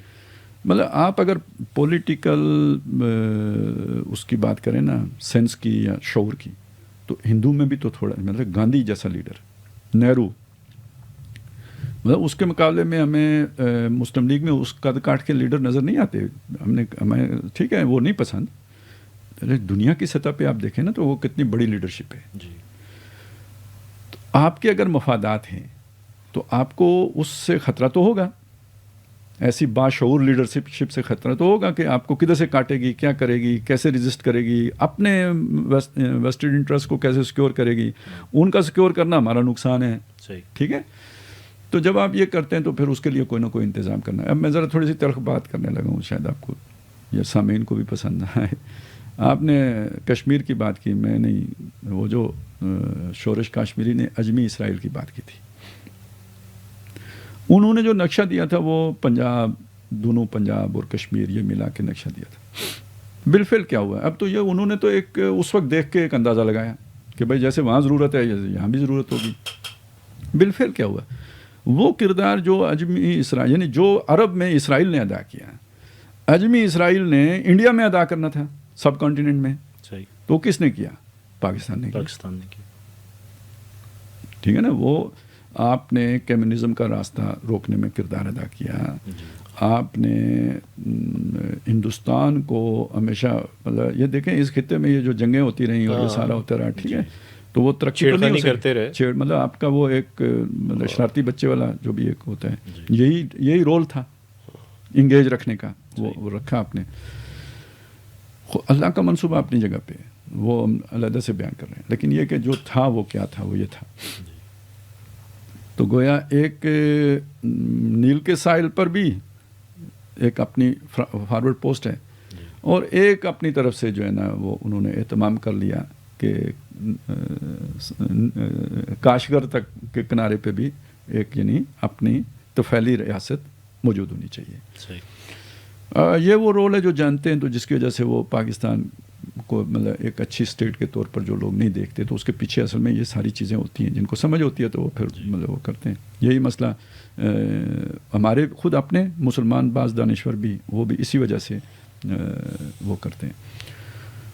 وہ علیحدہ بات ہے کہ ہم سمجھتے ہیں کہ اللہ تعالیٰ کا منصوبہ بھی انسانوں کے منصوبے کے اندر ہی چل رہا ہوتا ہے. ٹھیک. فالذین کفروا هم المکیدون. لیکن یہ کہ یہ جو بنایا گیا تھا اس کے پیچھے ایک سوچ یہ بھی تھی. تو یہ یعنی پورا علاقہ سیکیور رہے گا. عربوں میں سے کوئی ہلے گا تو اسرائیل موجود ہے، اور انڈیا اگر وہ کرے گا تو یار ایٹم بم بنانا کوئی آسان کام تو نہیں ہے نا، ہم نے بنا لیا. صحیح. تو وہ بنا بھی لیا تو بھائی مطلب بغیر دیکھے مطلب چھپ چھپا کے بنا لیا. دوسرے سے میں پھر ہے بھی محفوظات میں. جی. اور ہمارا جو کردار رہا ہے، چاہے وہ کولڈ وار کے ایرا میں ہو یا پھر ابھی ریسنٹلی جو وار آن ٹیرر میں ہو، تو ہمارا جو ساتھ رہا ہے وہ تو اسی سیٹو، سینٹو، نیٹو، ٹھیک ہے نا، یہ وہی جو ورلڈ آرڈر تھا اسی کے مطابق رہا ہے. ٹھیک ہے نا. انڈیا کا اس سے ہٹ کے رہا ہے. اندر خانے جو بھی ہے وہ چھوڑیں، لیکن یہ کہ انہوں نے اپنی پبلک کو دکھانے کے لیے، دنیا کو دکھانے، غیر وابستہ ممالک کی تحریک کے انڈیا جو ہے نا وہ سرخیر رہا ہے. صحیح. یا پھر کمیونزم کے ساتھ کانگریس کے اندر ایک ٹینڈنسی تھی کہ اس کی سوشلزم کی. جی. اور ہماری سر یہ کہ ہمارا کردار جو ہے against the will of people رہا ہے. ہاں. پبلک کی یہ رائے کبھی بھی نہیں جی رہی، جی، لیکن سٹل جو ہماری حکومتوں کی جو ٹلٹ رائے یا افیلیشنز رہی ہیں وہ اس نظام کے ساتھ رہی ہیں، وہ سیٹ اپ کا حصہ تھی نا، اس سیٹ اپ کا حصہ تھی. ٹھیک ہے نا. وہ یہ پورا وہ چھوڑ کے گئے تھے نا، وہ کہاں سے آئیں گے؟ یہ ایچیسن ہے، یہ برنال ہے، یہ لارنس کالج ہے، یہ جو سلسلہ ہائے جو ہے نا کیا درس و تدریس جو ہے نا دشمن کے بچوں کو پڑھانا ہے. جی انگریز کے چھوڑے ویسے جتنے بھی انسٹیٹیوشنل سیٹ اپس تھے، جی تو اکیڈمیز تھیں، وہ کیا پڑھا رہی تھی. ٹھیک. اچھا اب آ گئے، یعنی یہ نظام چلا ہے جی 1990 تک. ٹھیک. اب نیو ورلڈ آرڈر کی بات آئی ہے جی. یعنی یہ اصل میں تھرڈ ورلڈ آرڈر ہوگا، یس. جس کا یہاں سے ڈسٹربنس شروع ہوئی ہے. یہ سر ہم کہہ سکتے ہیں کہ شیطان کا تھرڈ ورلڈ آرڈر. یس، وہی یاجوج ماجوج کا تھرڈ یاجوج ورلڈ آرڈر. ماجوج ٹھیک کا ہے. Third world. بش سینئر نے اعلان کیا کہ یس. جی تو اب یہ اصل میں کیا تھا، یہ اس میں رشیا ختم ہو چکا تھا، تو اب سول سپریم پاور آن ارتھ کی حیثیت امریکہ کو حاصل ہو گئی تھی. تو یہ اب ایک یعنی امریکہ کی سرکردگی میں دنیا نے ایک پول پر گھومنا تھا. صحیح. ٹھیک ہے، وہ 2 پول سسٹم ختم ہو گیا تو یونیپولر ہو گئی. یونیپولر ہو گئی. اس میں پھر آئی ہے ریزسٹنس، شمالی کوریا کی آئی ہے، چائنا کی آئی ہے. ٹھیک ہے. انڈیا نے بھی 10 ایک سال تو کیے جی، 9 ایک سال. پھر ہم نے کرگل چڑھ کے انڈیا کی دبوچ لی گردن. اس کے بعد انڈیا نے کہا جی آپ میرے مائی باپ چھڑاؤ. یعنی کہ امریکہ کے کیمپ میں ہم نے انڈیا کو پش کر کے لے کے گئے. جیسے مطلب آپ کی بکری جو ہے نا ریوڑ سے بھاگ جائے اور آپ کا بلی جو ہے نا جا کے اسے گھیر کے واپس لے کے آ جائے. صحیح. تو یہ تو کرگل پہ چڑھنا تو بالکل ہم نے انڈیا کے ساتھ یہ کیا. اور کیا کس نے؟ اچھا اب یہ نہیں سوچا کہ جس دن انڈیا ہماری تو اس دن تک ضرورت ہے امریکہ کو جب تک انڈیا ادھر مڑ کے کھڑا ہے. ٹھیک. جس دن انڈیا امریکہ لائن میں آ گئے تو ہماری ضرورت ہی ختم. تو کیوں ہم پر پیسے خرچ کرے گا امریکہ؟ صحیح. یہ نہیں سوچا.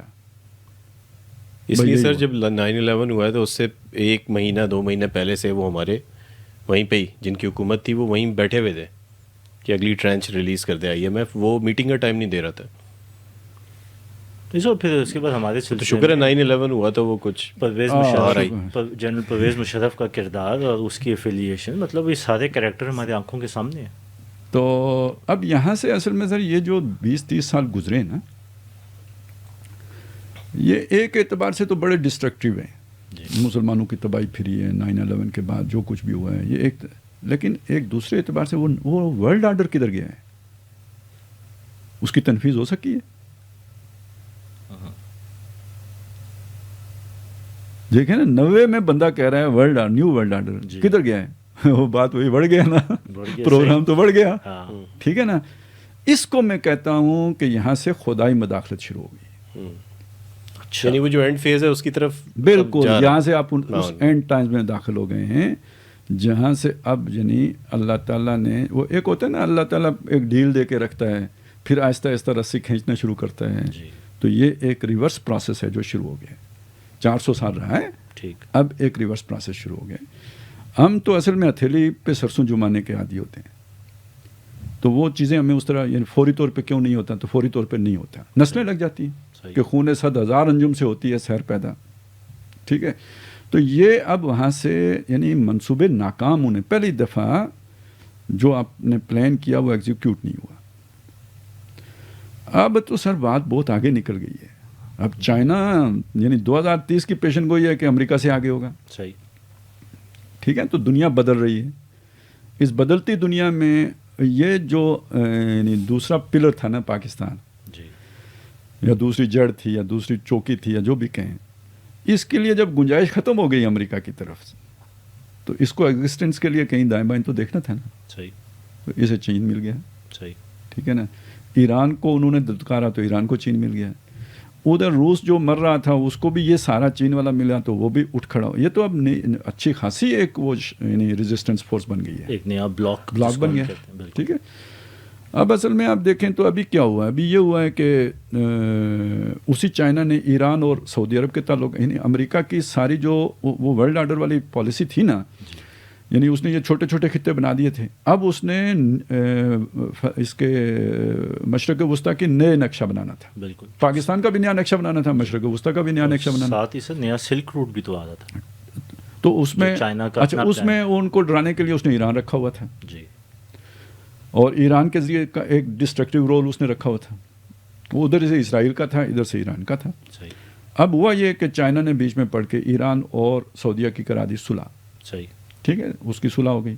ادھر سعودی عرب نے یعنی یہ جو نیتنیاہو ہے نا, ہے تو جو بھی وہ اپنی جگہ پہ, لیکن یہ اس تھوڑا سا ان کے اندر بھی رفٹ ہے, جو اشکنازیوں کے اندر بھی. صحیح. امریکی نیتنیاہو کو پسند نہیں کرتے تھے. ایسے ہی. یہ تھوڑا سا اس سے فاصلہ رکھے خاص طور پہ بائیڈن ایڈمنسٹریشن. ہاں بائیڈن ان کی تو نہیں بنتی. اب یہ عجیب بات ہوئی ہے نا, بائیڈن ایڈمنسٹریشن نہ نیتنیاہو کو پسند کرتی تھی, نہ محمد بن سلمان کو پسند کرتی ہے. صحیح. ٹھیک ہے. ادھر وہ جو ہے نا, وہ ان ساری چیزوں نے مل کے ایک وہ بنایا کہ جی چائنا کے لیے موقع نکلا. اس نے ایک تو ایران اور سعودیہ کو جوڑ دیا, اور دوسرا سعودیہ اور اسرائیل کو جوڑ دیا. تو زمین کس کی تنگ ہو رہی ہے؟ امریکہ کی. اثر و رسوخ کس کا کم ہو رہا ہے؟ آؤٹ ہو رہا ہے. اور انفلوئنس کس کا بڑھ رہا ہے؟ چائنا کا. جی. تو یہ اب امریکہ کی ضرورت تھی کہ اب یہ یہاں پہ یہ ساری بساط لپٹ جائے. اور ایک نیا جہاز بھی پہنچا دیا انہوں نے. مطلب اب یہ سعودی عرب اور چائنا اسرائیل کے تعلقات مطلب بحال ہونے میں کوئی ایک دو دہائی تو لگ ہی جائے گی. عوام کو نارمل کرنا ہوگا نا, اس کے بغیر سیٹ بیک. ہاں جی, یہ تو یعنی وہ بہت بڑا نقصان ہو گیا اس اعتبار سے چائنا کا. لیکن یہ کہ چائنا, یہ تو ہم نہیں سوچتے کہ اس نے بس فرسٹ پالیسی بنائی ہوگی, پلان بی نہیں ہوگا, سی نہیں ہوگا, ڈی نہیں ہوگا. یہ تو مطلب یہ کوئی مطلب ہماری کرکٹ ٹیم تو نہیں ہے کہ 3 آؤٹ تھے اس کے بعد سرنڈر. ٹھیک ہے نا. یہ مطلب چائنا ہے پیچھے بیٹھا ہوا ہے, اور جو 2 دفعہ مار کھا چکا ہے. یعنی آپ اس نے سی پیک بنایا پاکستان میں, تو پھر امریکہ نے دھکیل دیا نا واپس. جی بالکل. یہ جو پروجیکٹ آیا عمران خان کا, تو یہ کیا پروجیکٹ تھا؟ یہ تو باجوہ تو ایک مورا تھا, پیچھے تو کوئی اور تھا. اور یہ جن کو یہ زیادہ مجرم بناتے ہیں وہ تو اس کے مطلب ویسے ہی چلے کلے تھے جو اس نے آگے لگائے ہوئے تھے. ان کے جو بھی ایمبیشیس تھی ان کے ایکسپلائٹ کر کے اس نے اپنا مطلب نکالا. دوسرا طاقت کا جو کنٹرول تھا وہ تو اسی کے پاس تھا. بندہ ہی وہی ہے نا, اصلی بندہ تو وہ ہے. تو اب آپ دیکھیں کہ وہ اب اگر چائنا واپس آ رہا تھا تو اس نے اپنی پوری ہوم ورک کر کے آیا ہوا ہے. تو یہ نہ سمجھیں کہ اب امن ہوگا. یہ اب جنگوں کا سلسلہ ہے یہاں سے چل رہا ہے. یہ تو ہم اس کے ساتھ ساتھ کیونکہ یہ جو چکر ہے نا, یہ جو وہ جو ایمرجنگ پاور کا اور ایگزسٹنگ پاور کا جو رولا ہے نا, وہ اب آپ کے سامنے, یعنی یہ emerging super power, receding super power, وہ جو شفٹ ہوتا ہے, یہ جو شفٹ ہوتا ہے اس کے اندر یہ اتھل پتھل ہوتی ہے. بالکل ٹرانزیشن پیریڈ میں. جی. اور اینڈ میں جنگیں ہوتی ہیں. یہ اب جنگوں میں داخل ہو گئے نا. یعنی یہ جو 2 پلر تھے نا, میں نے بتایا, ایک یہ ادھر پاکستان, ادھر وہ. ٹھیک ہے. اور یہ ایک نیل کے ساحل پر اور دوسرا خاکے کاشغر. جی.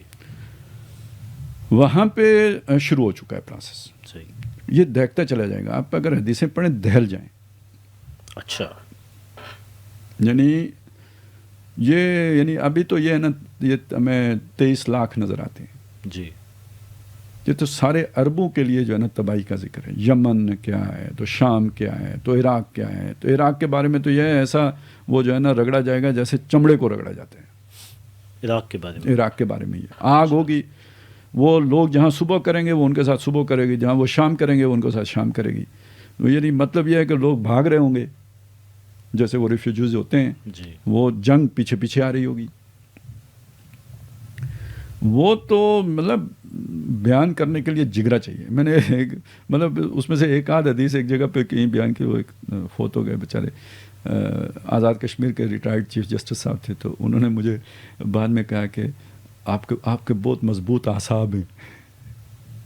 تو تھوڑی سی روشنی ڈالیں نا اس ٹاپک پہ, کیونکہ مطلب وہ ایسی اس میں دیکھیں, مطلب اس آپ پہ اس پہ غور کریں کہ جو ان بابوں کا جو ابواب ہے نا حدیثوں کے, اس کا جو عنوان مقرر کیا ہے محدثین نے, کیا کیا ہے, جو جس ذیل میں یہ ساری حدیثیں رکھی ہیں. الملخمۃ العظمیٰ, الملخمۃ الکبریٰ. یعنی عظمیٰ اعظم کی مؤنث ہے.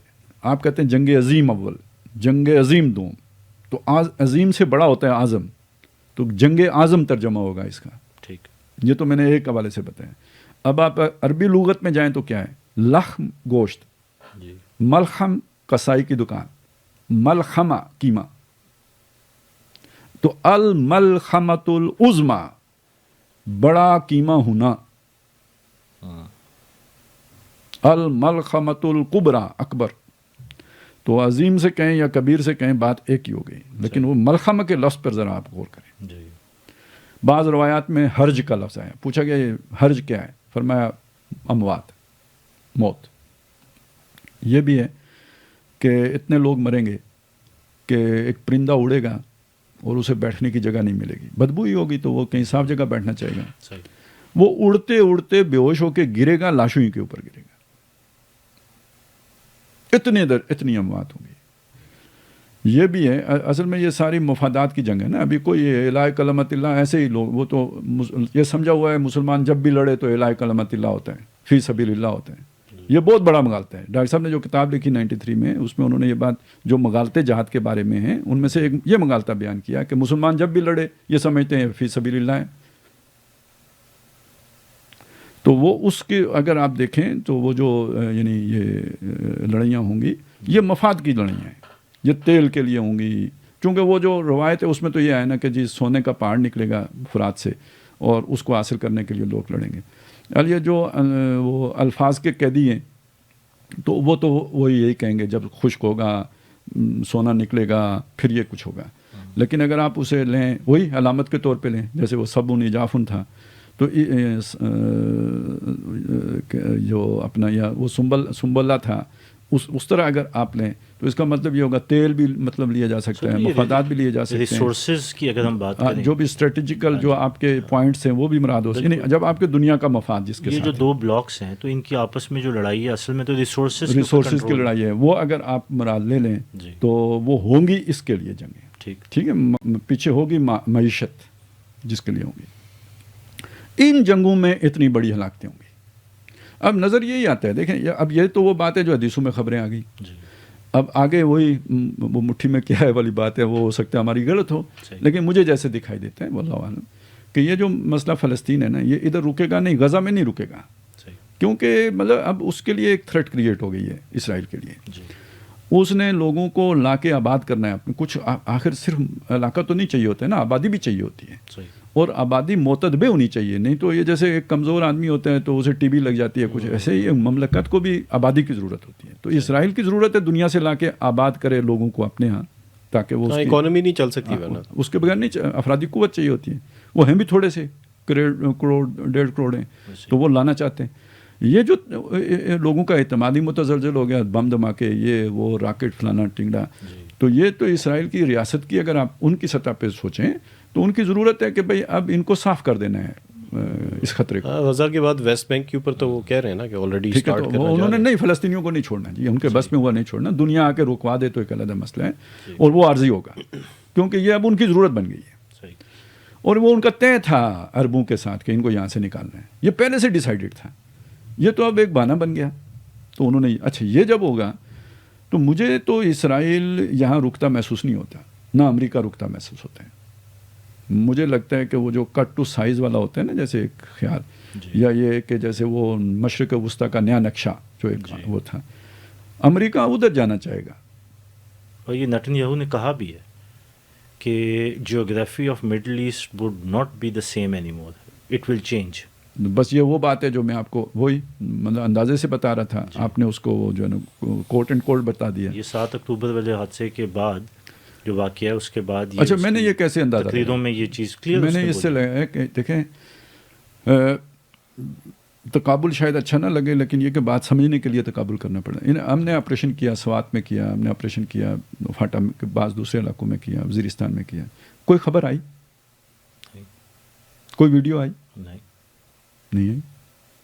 تو اسرائیل نہ چاہے تو آ سکتی ہے, جب دنیا کا میڈیا بھی ان کے کنٹرول میں, امریکہ نہ چاہے تو آ سکتا. آپ سمجھتے ہیں نا سر یہ جو میڈیا ہے یہ اس کا رول کیا ہے, اور میڈیا خبر کیسے دیتا ہے, اور میڈیا پہ خبریں آتی کیسے ہیں, ایون سوشل میڈیا بھی. سر چھوٹی سی مثال ہے, انہوں نے انٹرنیٹ اور کمیونیکیشن بند کی تو ایلون مسک جیسا بندہ آ کے کہتا ہے کہ میں سیٹلائٹ سے انٹرنیٹ کنیکٹیوٹی دوں گا تاکہ ساری خبریں آئیں. یہ خبریں باہر آنے کا مقصد کیا ہے جی جو مجھے سمجھ میں آتا ہے وہ یہ آتا ہے کہ یہ خبریں باہر اس لیے آ رہی ہیں کہ مسلمان عوام کے اندر جو ہے نا لاوا ابلے. یہ لاوا ابلے گا تو یہ کیا کریں گے؟ یہ اسرائیل کا تو کچھ نہیں کر سکتے. ان کی ساری نفرت جو ہے نا یہ اپنے حکمرانوں کے خلاف ظاہر ہوگی. کہہ رہے درویش بر جانے درویش، وہ نکلیں گے تو اپنے املاک کو آگ لگائیں گے، وہ نکلیں گے تو اپنا آرڈر تباہ کریں گے، وہ نکلیں گے تو یہ جو ایڈمنسٹریشن موجود ہے اس کو برباد کریں گے، جو سٹرکچر کھڑا ہے اس کو ڈھائیں گے. جو ماڈل ہمارے پاس لیبیا کا ہے، یا جو سر 9 مئی کو کوشش کی گئی یہاں پہ کی گئی، یہاں پہ کوشش کی گئی. یا ادھر ہم بعد میں آتے ہیں، ٹھیک موقع ہوا تو آتے ہیں، نہیں تو چلیں. ہم تو ویسے بھی خدا کا ملک ہے، ٹھیک ہے.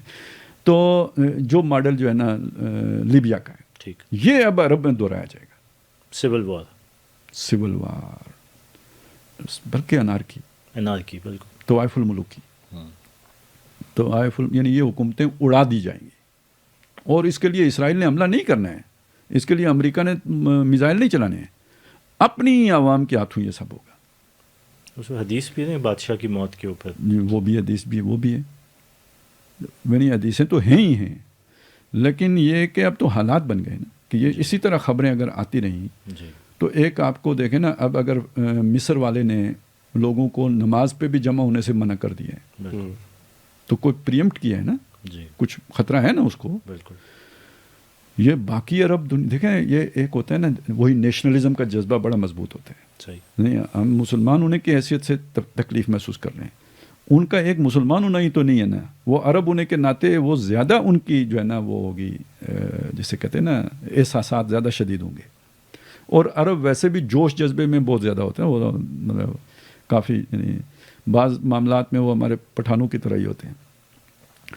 تو وہ جب یہ، اور یہ ایک عرصے کا سیاسی جبر ہے، جی گھٹن ہے. یہ لاوا جب پھٹے گا نا یہ عرب حکمران اڑا دے گا، لیکن کوئی نیا آرڈر تو نہیں قائم ہوگا، کیونکہ یہ کوئی منظم کوشش تو نہیں ہوگی، اس کے پیچھے کوئی جماعت تو نہیں ہوگی، کوئی منظم ادارہ تو نہیں ہوگا. تو یہ ڈسٹرکشن محض تخریب ہوگی، تخریب محض. وہ اب حدیثیں یاد کر لیں، حج امیر کے بغیر ہوگا، مینا میں حاجیوں کا قتل عام ہوگا. تو یہ اگر آرڈر موجود ہو تو یہ نہیں ہو سکتا. صحیح. یعنی حکومت آرڈر موجود ہو کا مطلب یہ ہے کہ حکومت موجود ہے. دیکھیں جسے آپ اسٹیٹ کہتے ہیں نا، اس میں حکومت کا ہونا بہت ضروری ہے. یعنی آبادی، منظم آبادی ہو. منظم ہونے کی نشانی کیا ہے؟ حکومت ہو.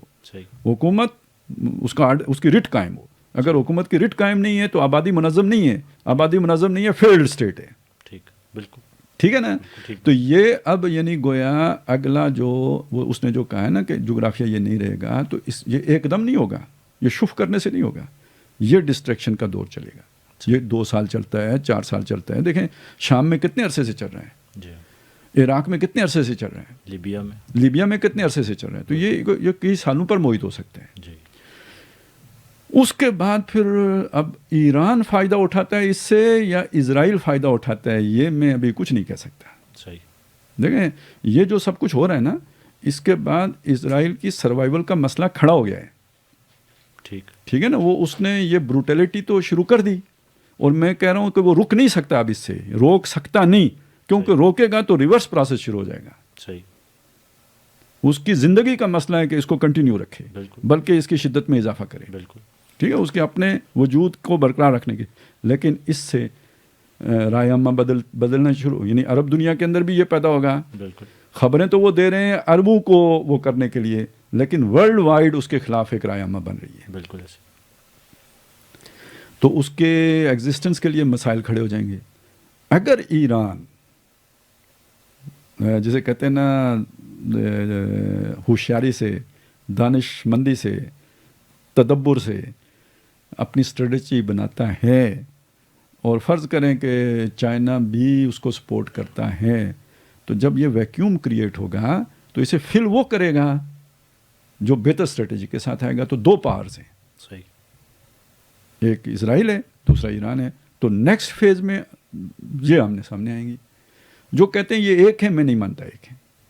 ٹھیک. وہ اصل میں مغالطہ اس لیے لگتا ہے کہ وہ یہودی ہونے کی بنیاد پر کہ بھئی یہ بھی وہی ہے وہ اور چکر ہے. وہ اصفہان والے وہ اور کہانی ہے. اب وہ ڈویژن آپ کو اشکنازی یہودیوں اور یہ جو اصلی یہودی ہیں ان کی نظر آنا شروع ہو گئی ہے. ایران کا اتحاد ہوگا تو وہ تو میں کہہ رہا ہوں مسلم امہ کا بھی اتحاد ہو سکتا ہے. ٹھیک. تو وہ اصلی والوں کے ساتھ ہوگا. ٹھیک. یہ والوں کے ساتھ ایران کا جینین جو ہے نا وہ پھڈا ہے. کلیش بنتا ہے. اور یہ جو اگلا چونکہ یہ مفادات کی جنگ ہے تو ایران پراکسی اگر چائنا کی ہے اور اسرائیل پراکسی اگر امریکہ کی ہوگی تو کیوں نہیں ہوگا پھر. بالکل جواز بھی ہے. جواز بھی ہے اور ایران کا پرانے زمانے سے خواہش بھی ہے. صحیح. ٹھیک ہے. اس سارے علاقے کو اپنے کنٹرول میں لے کے آنا. صحیح. وہ گریٹر ایران بنانا. صحیح. ٹھیک ہے. وہ کہ خورس کے دور کا ایران بنانا. صحیح. تو نیشنلزم کا جذبہ اگر عربوں میں ہے تو نیشنلزم کا جذبہ ایرانیوں میں بھی ہے. صحیح. اور اگر ہمارے افغانی بھائی جہلم تک کلیم کرتے ہیں تو ایران شام تک کیوں نہ کلیم کرے جی. ٹھیک ہے. جنگیں تو اسی طرح ہوتی ہیں پھر. صحیح. ہم کہیں جی رنجیت سنگھ کے دور میں ہم کابل تک تھے, وہ کہیں کہ جناب وہ ہم جہلم تک تھے, تو پھر کام تو آسان ہو جاتا ہے نا. بالکل ٹھیک. ٹھیک ہے. ڈیورنٹ لائن نہ وہ مانتے نہ ہم مانتے تو پھر یہی ہوگا. خالد صاحب ابھی ہم اچھا پاکستان کا بھی اصل میں چلے یہ بات آئی ہے نا جو میں نے کہا تھا آخر میں بات کریں گے. پاکستان کا یہ دیکھیں, یہ بات میں نے ان پچھلے 2-3 سال میں کہی ہے, اور یہ کہ پاکستان دیکھیں امریکہ کی مرضی اپنی جگہ پہ, یاجوج ماجوج کی مرضی اپنی جگہ پہ, یہ سب ایک اللہ کا بھی پلان ہوتے ہیں, ہم جانتے ہیں اس پلان کو. ٹھیک ہے. اور وہی بات ہے, یعنی پیشن گوئیوں کا مقصد کیا ہوتا ہے کہ مایوس کن حالات میں بھی آپ کے سامنے امید رہے. بالکل ٹھیک. وہی سورہ یوسف سے ہی میں اگر آپ کے سامنے رکھوں نا کہ بیٹا چلا گیا لیکن خواب سنا کے گیا, تو جب بیٹو نے آ کے کہا کہ یوسف کو بیڑیا کھا گیا ہے, وہ جاؤ والا کمی سے ہی بے دمن کذب, تو یعقوب علیہ السلام نے کیا کہا؟ ایسا ہی ہوا ہے. نہیں. کالا بل سولت لکم انفسکم امرا فصبر جمیل واللہ المستعان علی ما تصفون. یہ نہیں کہا تم جھوٹے ہو, کیونکہ جہاں سے وہ دیکھ رہے تھے وہ ان کا لیول نہیں تھا, تو انہیں جھوٹا کہنے کا بھی فائدہ نہیں تھا. وہ تکوین کی وہ بات کھولنے کی ضرورت بھی نہیں تھی, لیکن ان کی بات کا یقین وہ کیسے کر سکتے تھے جنہوں نے وہ خواب سنا ہوا تھا. صحیح.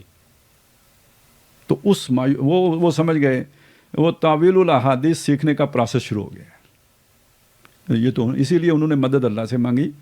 تو یہ تو جو تم کہانی سنا رہے ہو یہ نہیں ہو سکتا, گویا انڈرسٹوڈ ہے اس میں. یہ ہو گیا. اس کے بعد کئی سال گزر گئے, تو کس آس پر جو ہے نا کھڑے رہے اور یوسف کا ذکر کرتے رہے. وہ جو خواب دیکھا ہوا تھا اس آس پر وہ چلتے رہے. پھر اگلا مرحلہ آیا, قید کے سال آ گئے.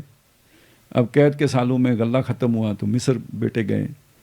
انہوں نے کہا جی اگلا دوسرا بھائی بھی لے کے آنا. وہ گیا تو پھنس گیا چوری کے مقدمے میں, اور وہ بھی ادھر رک گیا. تیسرے بھائی نے کہا میں تو باپ کو منہ دکھانے کے قابل ہی نہیں, میں بھی نہیں جاؤں گا. صحیح. یعنی تینوں جو یعنی ہو سکتے تھے بس وہ ادھر رہ گئے. یہ نا انجار واپس آ گئے. انہوں نے آ کے کہا جی وہ تو چور تھا, یہ تھا, وہ تھا. انہوں نے کہا بل سولت لکم انفسکم امرا فصبر جمیل. لیکن اگلی بات کیا کہی؟ عسى اللہ ان یاتینی بہم جمیعا. اب مجھے امید لگی ہے کہ اللہ ان سب کو میرے پاس لے آئے گا. جی دیکھیں دنیا کے حالات کے اعتبار سے دیکھیں تو ورسٹ پوزیشن پہ چلے گئے. بالکل. لیکن بتا رہی ہے ظلمت شب کے صبح نزدیک آ رہی ہے, انہیں کچھ اور نظر آ رہا ہے. اچھا جب وہ گھر والوں نے کہا کہ آپ تو پاگل ہو گئے ہو, تاللہ تفتح تذکر یوسف, آپ تو یوسف کا ذکر نہیں چھوڑیں گے حتیٰ تکون حرزن او تکون من الحالکین. اس کا جواب انہوں نے کہ انما اشکو بسی و حزنی الی اللہ, میں اپنے اس غم اور اندوہ کی شکایت اللہ سے کر رہا ہوں. وعالم من اللہ ما لا تعلمون, میں اللہ کی طرف سے وہ جانتا ہوں جو تم نہیں جانتے. اب بھائیوں سے کیا کہا, جاؤ فتحسسوا یوسف من یوسف و اخی, یوسف اور اس کے بھائی کو تلاش کرو. ولا تیأسوا من روح اللہ, اللہ کی رحمت سے مایوس نہ ہو. یہ کس کو کہہ رہے ہیں؟ جنہوں نے آ کے یعقوب علیہ السلام کے سامنے کہا یوسف مر گیا, بھیڑیا کھا گیا, بھیڑیا کھا گیا. انہوں نے ٹوکا نہیں کہ تم غلط کہہ رہے ہو, لیکن آج کہہ رہے ہیں جاؤ یوسف کو تلاش کرو. انہوں نے نہیں کہا کہ یوسف کو کدھر تلاش کریں, وہ تو مر گیا تھا. نہیں, آج نہیں بولے.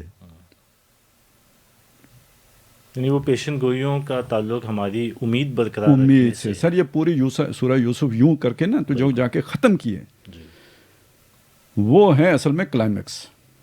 کہ اللہ کی مدد کب آتی ہے. حتیٰ اذا استیأس الرسل, یہاں تک کہ جب رسول مایوس ہونے لگتے مایوس ہو جاتے ہیں, ہونے لگتے ہیں, میں نے ترجمہ سے یعنی ایک گمان سا آنے لگتا ہے, گمان کے درجے میں.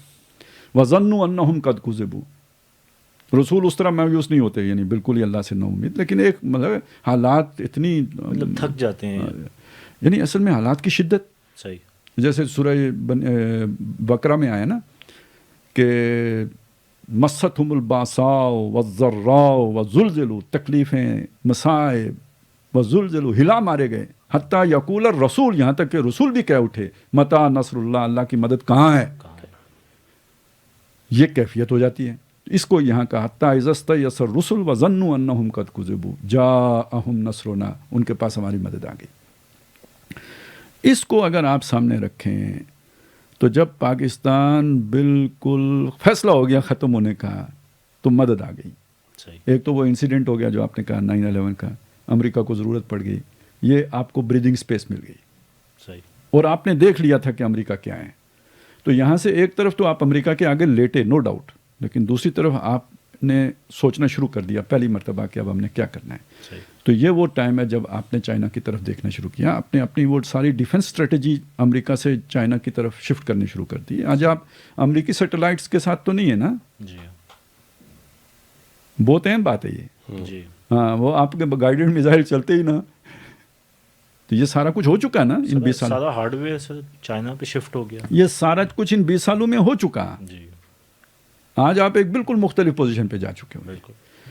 اور اب وہ پھر اسی فیصلے میں تھے. یہ پروجیکٹ جو تھا, آج میں فضل الرحمان صاحب نے کل بات کی ہے کہ یہ پاکستان کو ختم کرنے کا پروجیکٹ تھا. معیشت تباہ ہوئی نہیں ہے, اس طرح معیشت تباہ ہوتی نہیں, کی گئی ہے. اور میں پھر بتا دوں, اس میں فیض اور عمران خان کچھ نہیں تھے. یہ بس ایسے ہی وہ پھوپھا والا نہیں ہوتا بندہ, وہ جو تصویریں کھنچوانے کا شوقین ہوتے نا, سارے سیاستدانوں کا ایسا ہوتا ہے. تو وہ ایک ادھر ایک تھانے دار تھا سکلین, راجہ سکلین, تو اس کو استعمال کوئی اور کر رہا تھا, وہ ویسے ہی اس نے بہت کیا, آخر میں اڑا دیا اگلوں نے. تو وہ تو آگے تھا, پیچھے تو کہانی اور تھی, لیکن وہ اس پھونک پھانک کے چکر میں بڑا شیر, میں بڑا وہ تیر, تو وہ اس کے ساتھ ہو گیا کام. یہی ان دو کا مسئلہ ہے. نارسسٹ جو ہوتے ہیں ان کو اس یوز کا کرنا آسان اندازہ اس سے ہوتا ہے. لگائے نا, جو سیانے ہوتے ہیں وہ جائیداد بناتے ہیں, جا کے لندن میں بناتے ہیں, جو جا کے بناتے ہیں جناب امریکہ میں بناتے ہیں, فرانس میں بناتے ہیں, مالٹا میں بناتے ہیں, پتہ نہیں کدھر کدھر بناتے ہیں. آسٹریلیا, ہاں, فیض نے ادھر ہی زمینیں خریدی, وہی نمبرداراں والی سوچ, سارے رولے بھی ادھر ہی ڈالے. اب اسی کی بلی دے کے تو وہ اصل چھپنے کی کوشش کر رہے ہیں. صحیح ہے. تو اس میں عمران خان بھی پھنس جائے گا, یہ جو ہے نا بشرا بی بی بھی آ جائے گی, وہ بھی آ جائے گی, جو کیا ہے فرا شہزادی بھی, ٹھیک ہے نا. تو یہ وہ چیزیں نہیں تھیں.